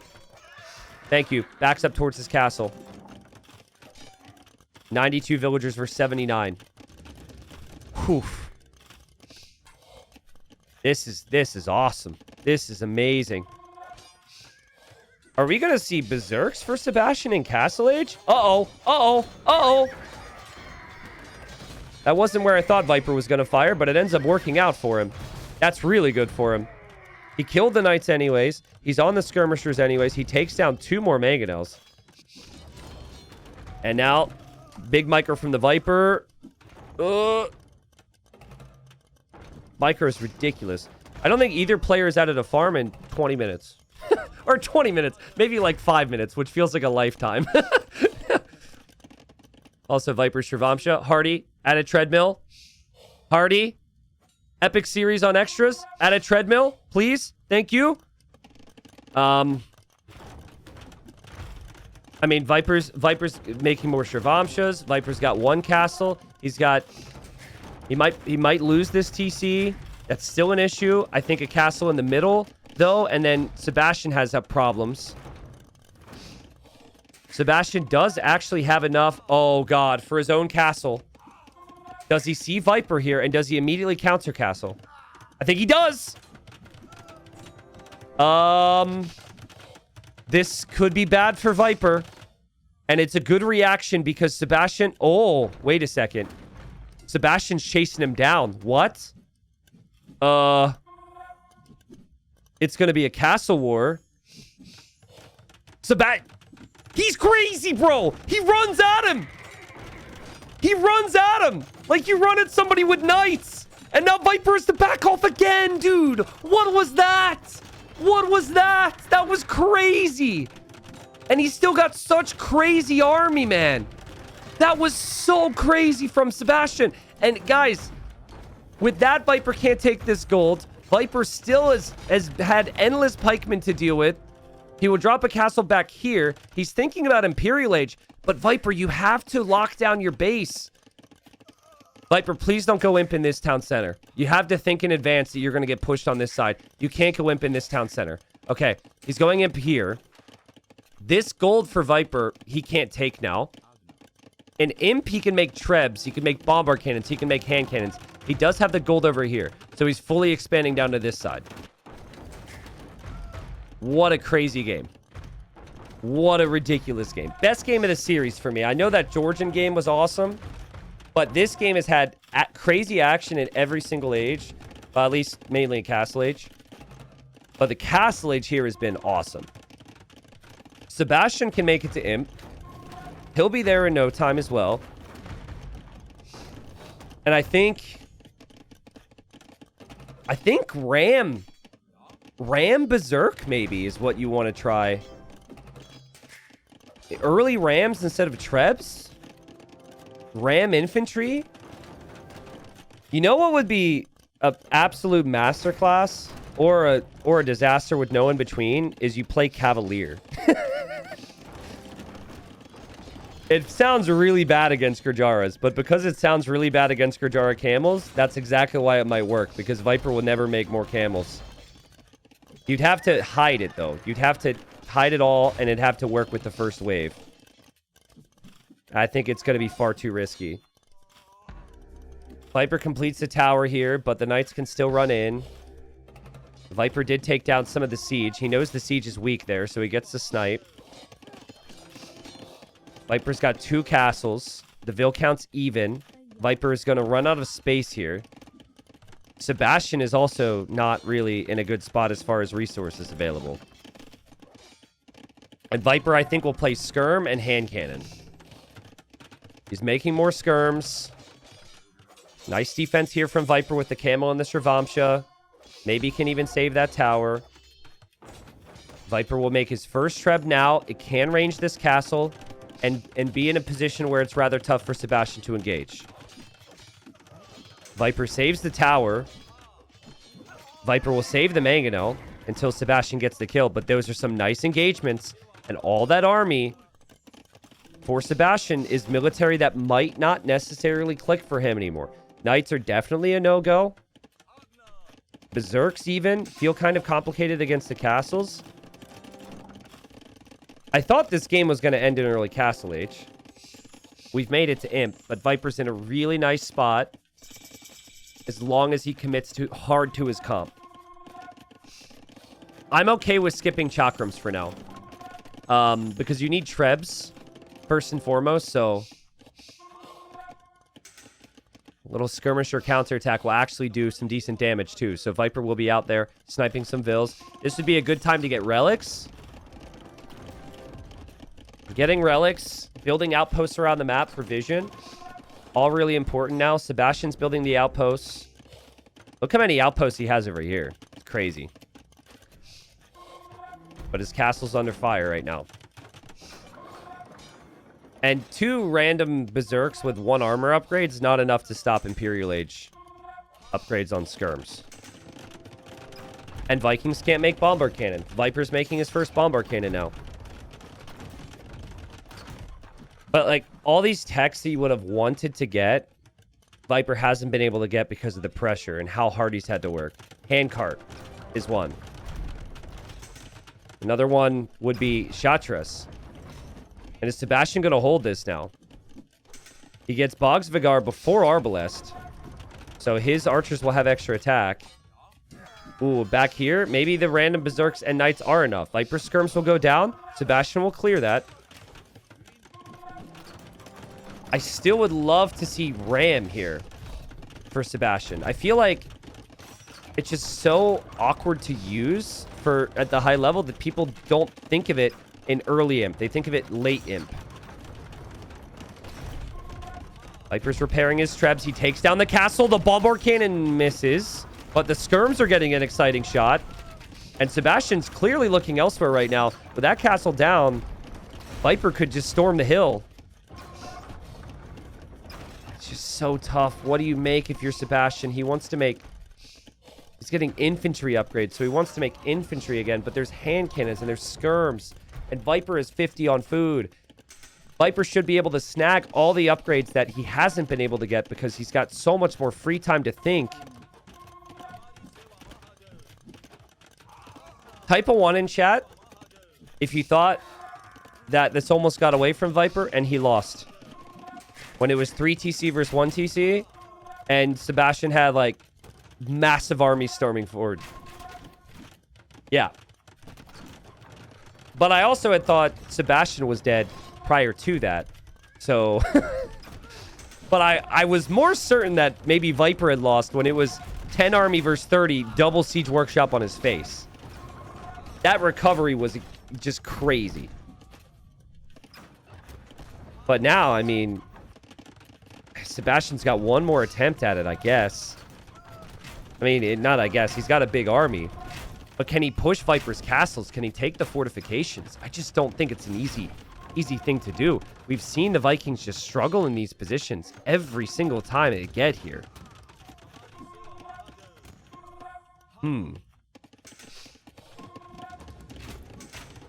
Shatras comes in for Viper. So all the skirms, hand cannons, Cavi wants to spam will be 25% off now.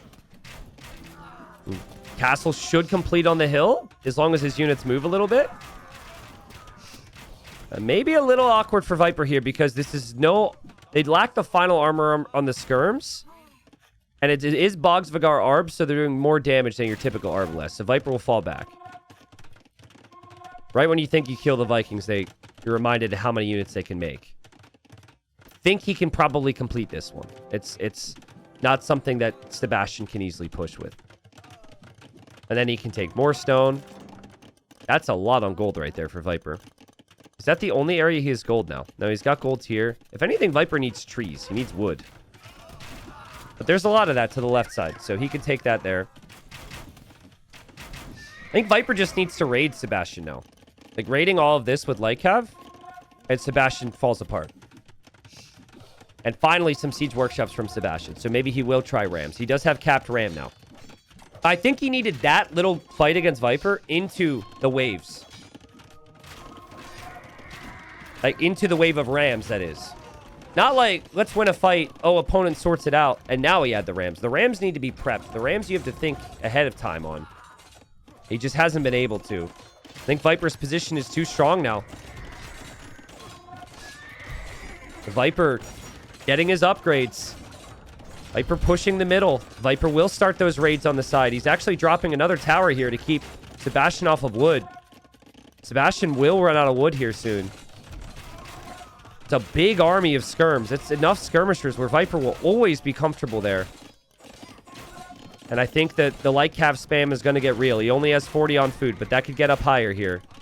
Get to about 60 on food with that tech, and you're in a crazy good spot. Siege Ram, though. Siege Ram is his last chance. It's going to be Siege Ram with no army, apparently. But he is going to go for Siege Ram. God, building those new siege workshops in the middle there really hurt Sebastian. But I guess he didn't have space elsewhere.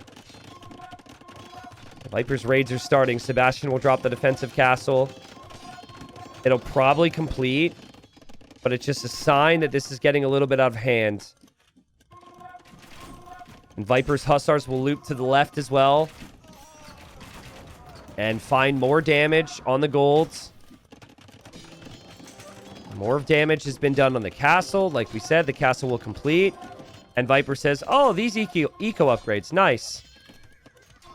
That might be the first time Viper's got heavy plow all series. I don't know if he did. I think he did in the Tatar game. But when you have the lead, when you have the momentum, you're able to think about certain things, you know? So it really helps to be good. It really helps to be winning. Makes you look a whole lot smarter. I think Viper now is locked. And there's no way that Sebastian can come back. I'm already in game number 7 in my mind. Like, what's the Civ matchup? Don't exactly remember what the Civs looked like. I think Viper's got Portuguese for game number 7. Sebastian, I don't remember. He played Mayans. He's played Vikings. There's multiple options. I would guess that Viper will always play Portuguese, but not sure in Sebastian. Oh, Malay. Okay, yeah. Probably Portuguese Malay. Oh, man. That could be a crazy matchup. Both Civs are so good. Here we go. Elite Berserk. It's like all the order. It's like we get Siege Ram after we lose all our army. And now it's like we get Elite Berserk after we're losing all of our castles. The order of the game, the flow of the game is just not working out for Sebastian. But he is trying. The 3 Berserks he have they're now elite. So Viper better be scared. Where are they? Are they in the Rams right now? I don't even know. Oh, here they are. Here we go. Comeback time, baby. Comeback time. Let's go. I don't see how. I don't see how. Viper should shift his siege. Oh, there's a raid there. That's nice. Viper should probably shift his siege over here to take care of this castle. Sebastian's so busy here. Yes. Viper might be over booming a little bit. Pauses for half a second. He's got 155 bills. That's getting to be a little much. Might need more. It might need to lose some villagers to the raids. So maybe this is good. The Viper fights the Berserk back. So he will lose all the villagers. And he placed the castle there, but bails on the idea for now. So he'll get some units over there and probably place the castle again. Do we ever go like have his Vikings here as much as they suck? I think if you have map control, you can do it. I think to fight yourself back from a deficit, that's a no. When you still have gold, it's definitely a no. This is about to get intense. That's a lot of siege rams. Sebastian, did he delete villagers? Does anyone... What was his vill count? I feel like he might have deleted some vills. He got a big army all of a sudden. 77 army. Siege rams, if they can break Viper through the middle, this becomes very different. He was 143 vills. Okay, well, I don't know if he lost them or deleted them, but I said Sebastian needed to delete and go to 100 army in that game against Tato, and he was always at 150 eco. Here we go. Viper switching to elite chakrams. Eventually, elite chakrams are insane if you can get the mass, and they're good against rams, but he doesn't have them yet. Don't tell me that Sebastian could still win this. On the right side, Sebastian's getting some raids. Viper's losing vills, but unintentionally, is Sebastian going to push and win again in a game that just felt impossible? This is crazy. Guys, I don't know how he's doing it. I have no answers. I mean, it's just sheer numbers and the strength of Siege Ram. But does it eventually slow down with the chakrams here? Viper's... Yeah, I guess the military's gone for Sebastian. So Viper's killing off the rams. Viper's running away from this castle, running back to this castle to save the vills. He's holding. Oh, man. On the left side, Viper got a castle denied, too. So Sebastian, man, he's just everywhere. Just when you think it's over. But he has to try that again. He took down one castle. He has to take down this castle next. Take this corner away from Viper. Raid Viper's farming eco here, and Viper will have issues. Viper's sending all of his army over this way. Viper will also continue some raids with the hustlers over here. But 68 on food for Sebastian. My goodness. And he gets gold from raiding as well with the Berserks. Guys, he's raiding. He is raiding everywhere. Berserks on the left. Microing. Berserks here. Berserks here. Massing the rams in the middle. This kid's insane. But Viper will take the castle. Or complete the castle. He'll shift a lot of his eco over to the left. And he will start to treb this castle. Honestly, though, Sebastian, if he starts to treb this is what you do. You repair. You hold. And you push the middle for Viper. Because if you can't play this game where you react to this now, you have to just go for Viper's base. This gold in the middle was so valuable. Maybe it's bringing some villagers to mind that could make sense for Sebastian. But yeah, here he goes. Let's see the ram spam, chat. They're pretty weak. It's only 4 rams. Viper has all the HP upgrades. His castles are really, really strong. I think Viper should delete his skirms now. He actually loved the gates here. I think he needs to have more chakrams than anything. Here we go! Choo-choo! Let's go! Has to take this castle down, I think. But can he? It just doesn't seem like it's enough. The chakrams do some melee damage. Maybe it is enough. Can't tell if Viper has murder holes or not, but he's going to repair. He's even attacking with the vills. And if Viper loses villagers, he will replace that with army. So that's okay for him.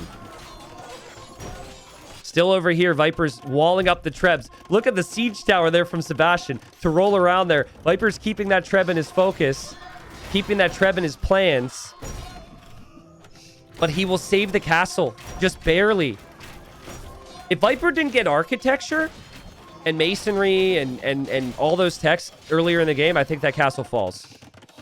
Oh, my goodness, bro. Oh, my goodness. Sebastian wants that Treb so bad.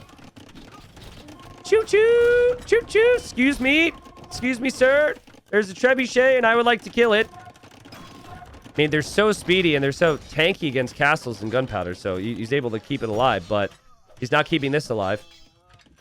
And the siege tower doesn't get the target, which means the castle will probably fall for Sebastian. I'd like to see Viper make more chakrams. But even still, I think he's in the better position in this game. He has the better castle setup. Castle, castle, castle, castle. It's just one castle soon for Sebastian, because he'll likely lose this one. We are getting that game 7. We're just getting our money's worth, guys. That's all. Just getting our money's worth. At least I would think so. Every time I think it is going to end, Sebastian has another wave. But Viper has 4 relics. There's only 5 relics on this map. So Viper's ahead there. Viper has the cheaper trash units.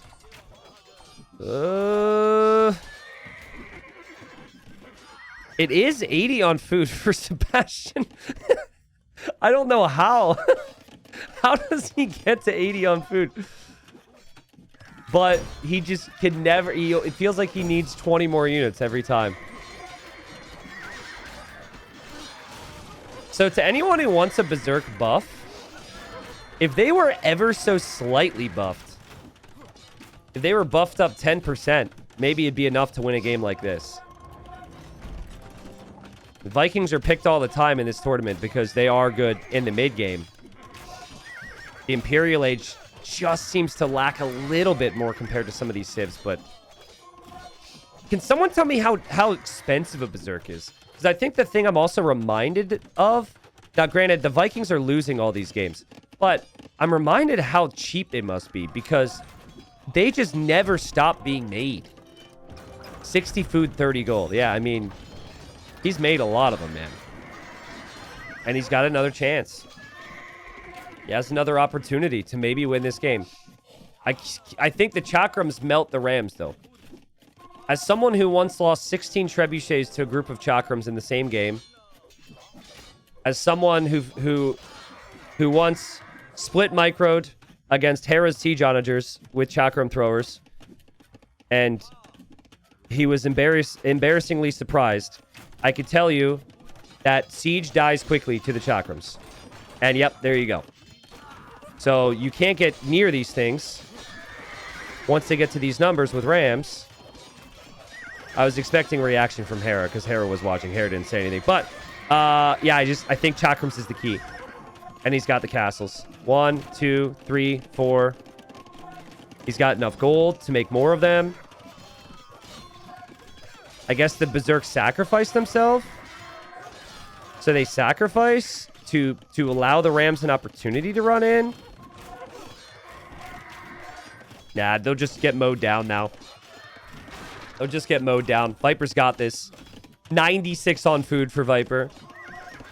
There's no gold.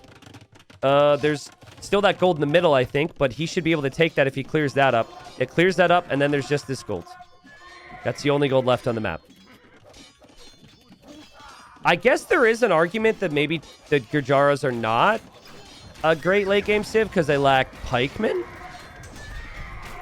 So if the chakrams are gone, it's skirmisher, pikeman, light cav against skirm and hussar. Maybe. But no, you just don't have castles. Viper should raid him to death. You only have one castle.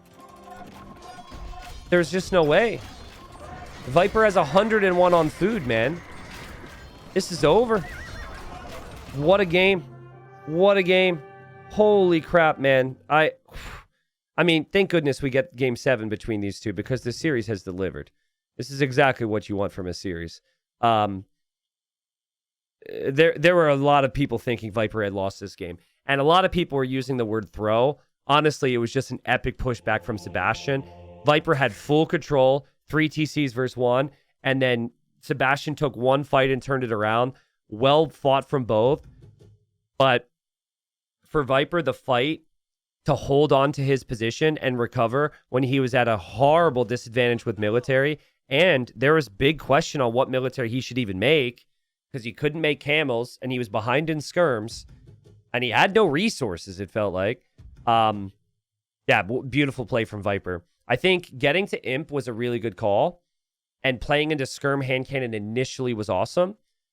The rest of the game was just typical late game planning, snagging the relics, expanding your eco over time.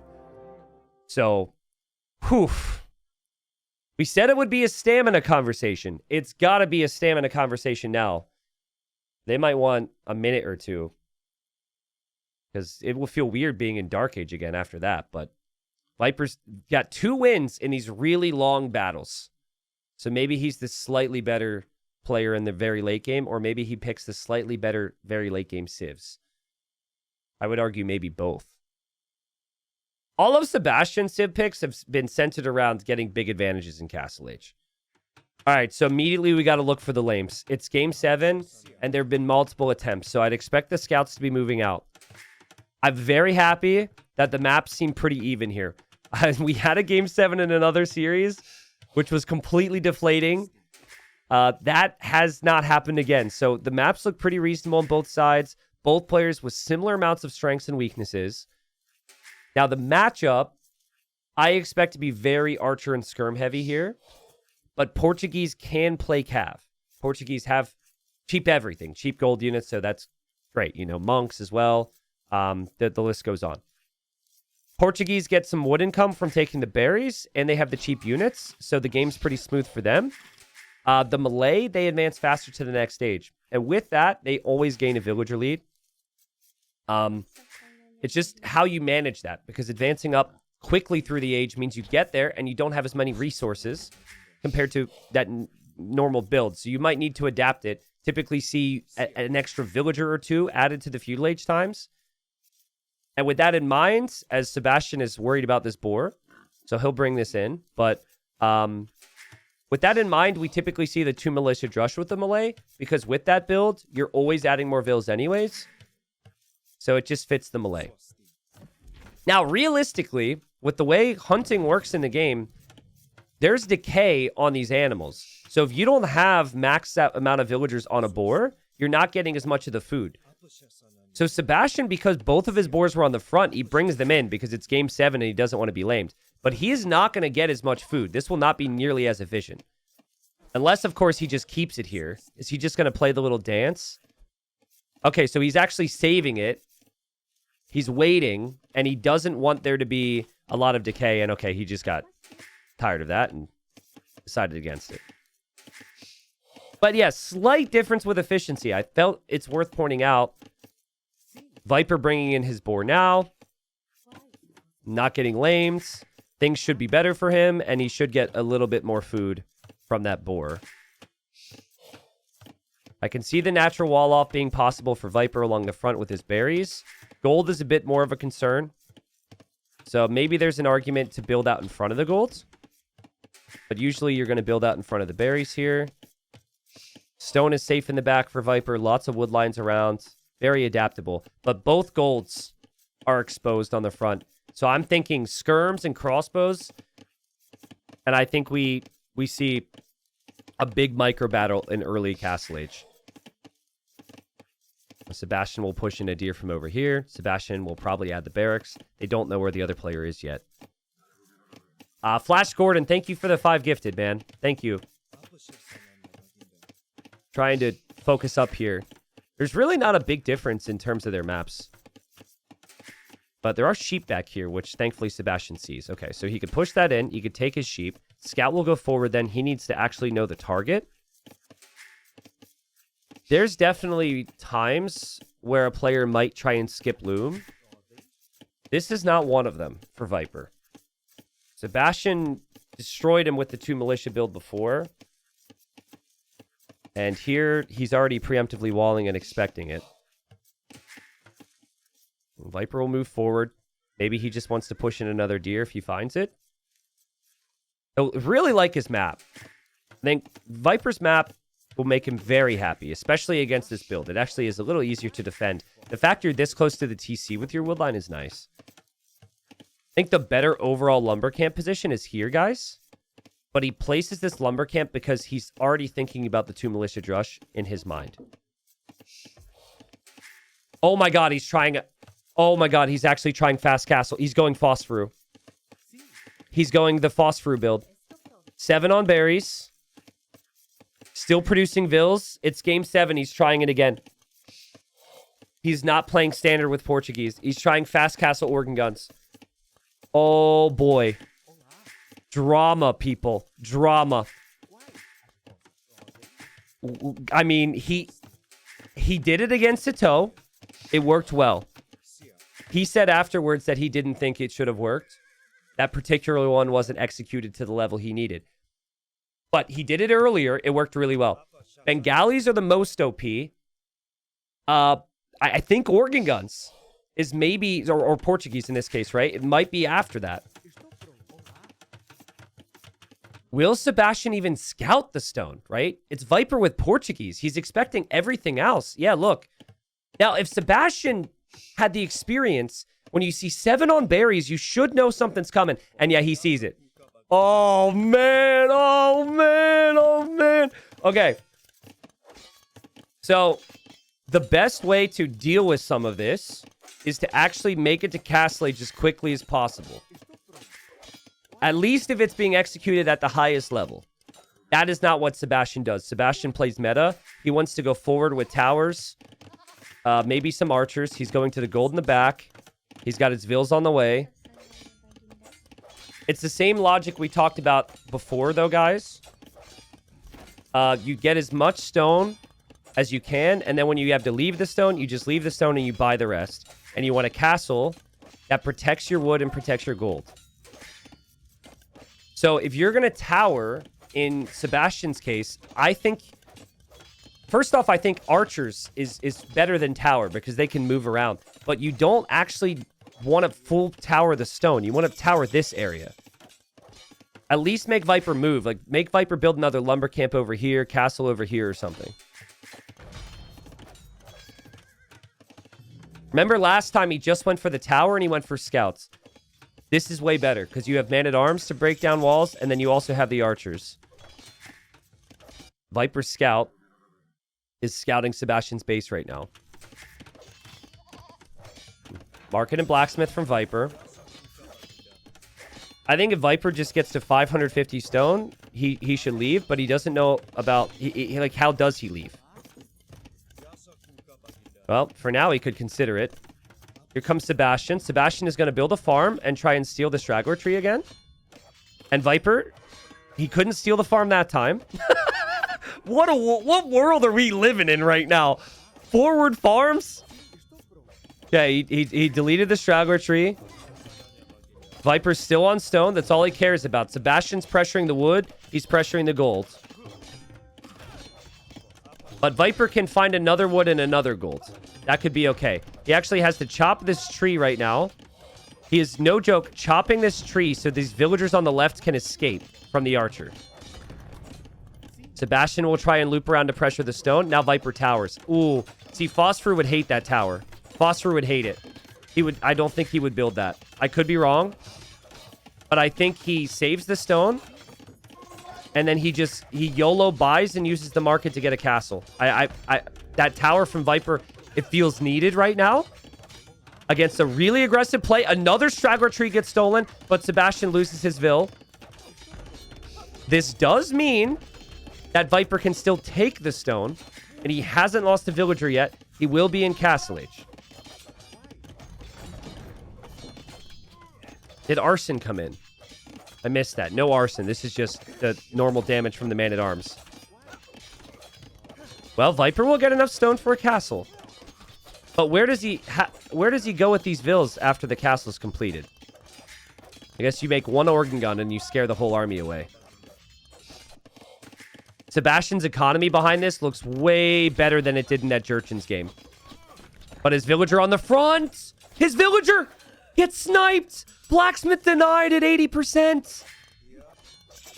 Yo, now he can't get fletching. I mean, fletching doesn't help him anyways. All right, so now Viper gets a castle. And Sebastian... Oh! Okay, he stood over the castle for a second. All right, so now Viper needs to plan on selling any excess stone to get gold. He'll have to rebuild a lumber camp. He'll have to rebuild a mining camp. He has enough wood for that. And organ guns just completely shred Feudal Age units. I think Viper's in a good position to make this work. I really do. Losing that villager was maybe a little bit off, but that's fine. Sebastian needs to try and get to Castle Age. He needs to stonewall everything right now. You can't sell your stone. Palisade walls are not going to be enough. I think full stone wall across the front. His gold being on the back is huge. He'll complete the blacksmith real quick. If he can get to Castle Age, he can play monks and mangonels, and we could have a really crazy adaptive game 7 now. Remember, Viper did this at a cost to his eco and efficiency. Viper needs to pressure as quickly as possible. Wow, what a game. Sebastian still has the army, and that army will be key to try and stop the villager from building a forward siege workshop. That is normally the play from Viper's position. You make like 3 organ guns and then siege workshop on the front to pressure the TC. Honestly, this was so well executed from Sebastian. The fact that he did that much damage and made Viper work that hard and is now going to be in Castle Age in 60 seconds is insane. That's not easy, guys. He had so many farms behind that pressure. That's... Normally, players are relying on the market so much more. They don't have that good of an economy. But a lot of that is also melee, right? Now, watch this. As the archers try and snipe the villager, organ guns will just shred the archers. Now, Viper's on the front. And, ooh, Viper goes monastery. Okay. So, what would happen is if he goes siege, Sebastian's going to go monks and redemption. So Viper's thinking a step ahead almost, and he's like, I'll just go monks and go atonement. Oh, but now the villager sees the monastery. The villager who had to go complete the blacksmith sees the monastery. So now Sebastian might know he needs to go for atonement and redemption, which is a lot of gold. Does Viper have any eco here? It doesn't look like it. 23 vills and 23 vills to stay. He's harassing the wood line. Viper's monks are cheaper. We see redemption first for Sebastian. Redemption's so expensive. The monks are also expensive as well. Man, this is crazy. What is this? I mean, Viper sees the golds over here. So if he holds and just keeps Sebastian off of this gold, the gold could run dry pretty quickly. Viper's getting redemption? What? Interesting. I thought it would be atonement. He wants to convert the market, I guess, because the market's really valuable here. I mean, redemption's not an upgrade that you... Redemption's not an upgrade that you misclick. That's 500 gold. Is that the same Vil from earlier? Okay, he's dead. Market's getting converted. I mean, Sebastian doesn't have atonement yet, so that's fine. But Viper needs atonement to convert the monks. Sebastian can convert all the organ guns, and it could be over here. He's getting sanctity. Sebastian's still lurking around with archers, still hoping to do some damage. Viper's diving pretty deep here. The monks are getting ready, but they don't have sanctity yet. They don't have sanctity yet. This will come down to if the conversions happen or not. Viper's gone too far. Sebastian's out. Sebastian's locked in. Sanctity came in. 1, 2. Only 2, but then he kills the monk. And then he has more monks coming. Viper getting redemption instead of atonement. I would have expected him to completely stop with the organ guns. Completely stop and just go full monks there.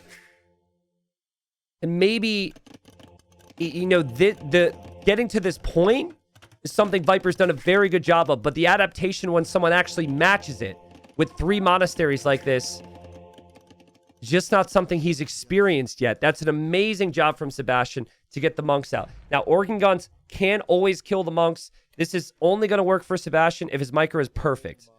If he ever loses track of those and they hop out, it's a problem. But guys, atonement right there. Atonement right there, and he converts that one monk, and then he converts the next monk, and then the next monk, and the snowball begins. Atonement would be massive here. Oh God, Sebastian, where are we going? Okay, that's a little ambitious. But he's thinking about his own siege. He's almost out of this gold in the back. Viper's still just making organ guns here. You can't put organ guns inside siege towers. So, because if you could put organ guns in siege towers, then you could roll up to the monks and kill them. I think Viper should save for devotion now, right? Devotion so your units aren't converted as quickly, and there it is. Oh man, every conversion has to be perfect for Sebastian. I don't know. Viper, don't fight before devotion. Scout from Viper's out there as well. Oh man. Also, I love how in these moments, Viper is still getting a relic. Devotion's in. Devotion's in. Devotion's in. Devotion's in. Devotion's in. Will the monks get the conversions? He didn't get as many as I think he was hoping for. That's a lot of organ guns. There's no gold for Sebastian. Viper with pure organ gun numbers says, screw your monks. Sebastian is running out of gold. He's got 20 gold left. He will be out of gold to make monks. He only has 4 monks, guys. Viper's doing it. Viper's doing it. Organ guns are just that good. You could just keep sending them. He has 26 kills. He has 3 deaths. He's still 23 vills, by the way. He added 1 farm. He's booming, but... I mean, after that, you might just never stop. You might just continue to move in at all times if you're Viper. He has to get closer, though. 2 conversions there. Viper is converting or trying to convert his organs back. He's even saving it. Okay, Sebastian deletes. Last chance for Sebastian. Last chance. He can't take gold. He can't take gold. Oh, God. The vills have to run. Viper doesn't care about the vills. He'll kill the vills anyways. He wants the monks. Sebastian doesn't have a market! Sebastian doesn't have a market to sell, bro, because he had to delete it earlier. Viper with the redemption play masterclass. Oh, and devotion is just too good. The organ guns are just too good. He's mowing down everything. Viper takes the score lead. And Viper's proving that these strategies can be played by the highest level players. And that creativity can be used on the most played map in AoE 2 to go for a castle and unique unit is actually viable. Phosphorus strats, man, with Viper controlling them just seems so strong.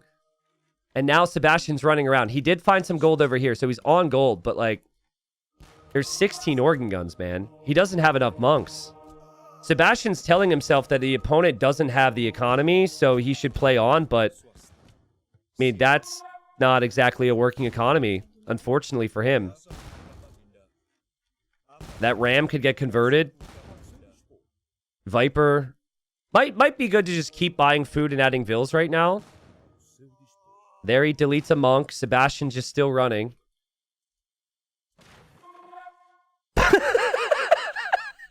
Sebastian is running to the corner of the map to this gold because that is the safest place for him right now. He is running across the whole map. Oh my God. Meanwhile, he's got monks inside the TC. He has no villagers at home. He's getting his farmers converted. So now he could steal the farms or something. Viper's chasing these vills. I mean, Viper's going to find these vills and kill these villagers. Sebastian's just hoping not to be found. What a play. I was freaking out. I thought Viper should go Atonement, but I was wrong. You can just make straight organ guns. Just keep spamming the same unit. I mean, again, the monk conversions have to be perfect. And the organ guns ever get a shot, they don't miss because they're spread fire or like the damage is spread out over such a wide range that they're hit the whole group. Feel for Sebastian right now. But really what's going to plague his dreams, his nightmares tonight are these castles, man. These fast castles from Viper. Getting to the unique units as quickly as possible. He's trying. Out of the town centers to get conversions, but while he does get conversions, he still can't make more monks. He's losing his villagers over here. He doesn't want to accept it's over. He's still telling himself that Viper isn't producing vills and that he was, so that it's fine. Viper, he's starting to boom. Like I said, he had a farm before. He must know that there's still vills around. Maybe he thinks he killed them all. Those vills are still there, but the GG's called. Viper does it, dude. Viper does it. And this, it's clear that he practiced it. It's clear that he practiced it. When you watch this stuff, it can sometimes feel like it's super easy, right? Because it's a really overpowered build if you can get it to work, right? Like anything. But I've seen people try this. I've seen other really high-level players try this stuff just after watching it once or twice. And it just looks awful, dude. It just looks awful. And then Phosphorus, like, well, T90, it's clear they don't know, you know, and I'm up here trying to defend the player. Just like we saw with Tato when Tato tried it against Sebastian. But here, I mean, Viper's done it in ranked games. He's tried it with a bunch of different civs. I don't know if he specifically tested it for King of the Desert, but he played it before, and it was clear. The tower ended up being enough to get the stone. Again, it seems necessary. He only lost one vill. The devotion move, the redemption move even, like taking care of the market, it all worked out. Damn. Look at this KD, guys. This might be the most lopsided kill-death ratio in the history of all S-tier AoE2 tournaments. I mean, 18 to 1 KD. Now, there were 9 conversions, I guess, for Sebastian, so there is that to be excited about, but that's not enough. That is not enough. Organ Guns get the win. Viper moves into the semifinal. And guys, maybe that's what Viper needs. Like these strategies, 1 or 2 extra wins per series. Maybe that takes Viper back up to the top. Maybe that makes Viper #1 again. There's a lot of thinking out there from a lot of these other Elite Arabia players that meta or Feudal Age play should always beat this. I think there's certain ones that Feudal Age play just can't beat, and he got 2 of those civs today. So, now, with all that said, Bengalis will always be banned against Viper in the semifinal now, right? Always. 100%. Portuguese, probably the same. I think all those bans, they may all be focused around certain civs, but damn, what a win for Viper. Type a 1 in chat if you feel really bad for Sebastian right now. I'm not in chat, but I'll type a 1. Killer way to lose. He played amazing. He's a great talent. But yeah, I mean, it was a great strat from Viper. He needed a little bit of magic today. Wow. That was special. So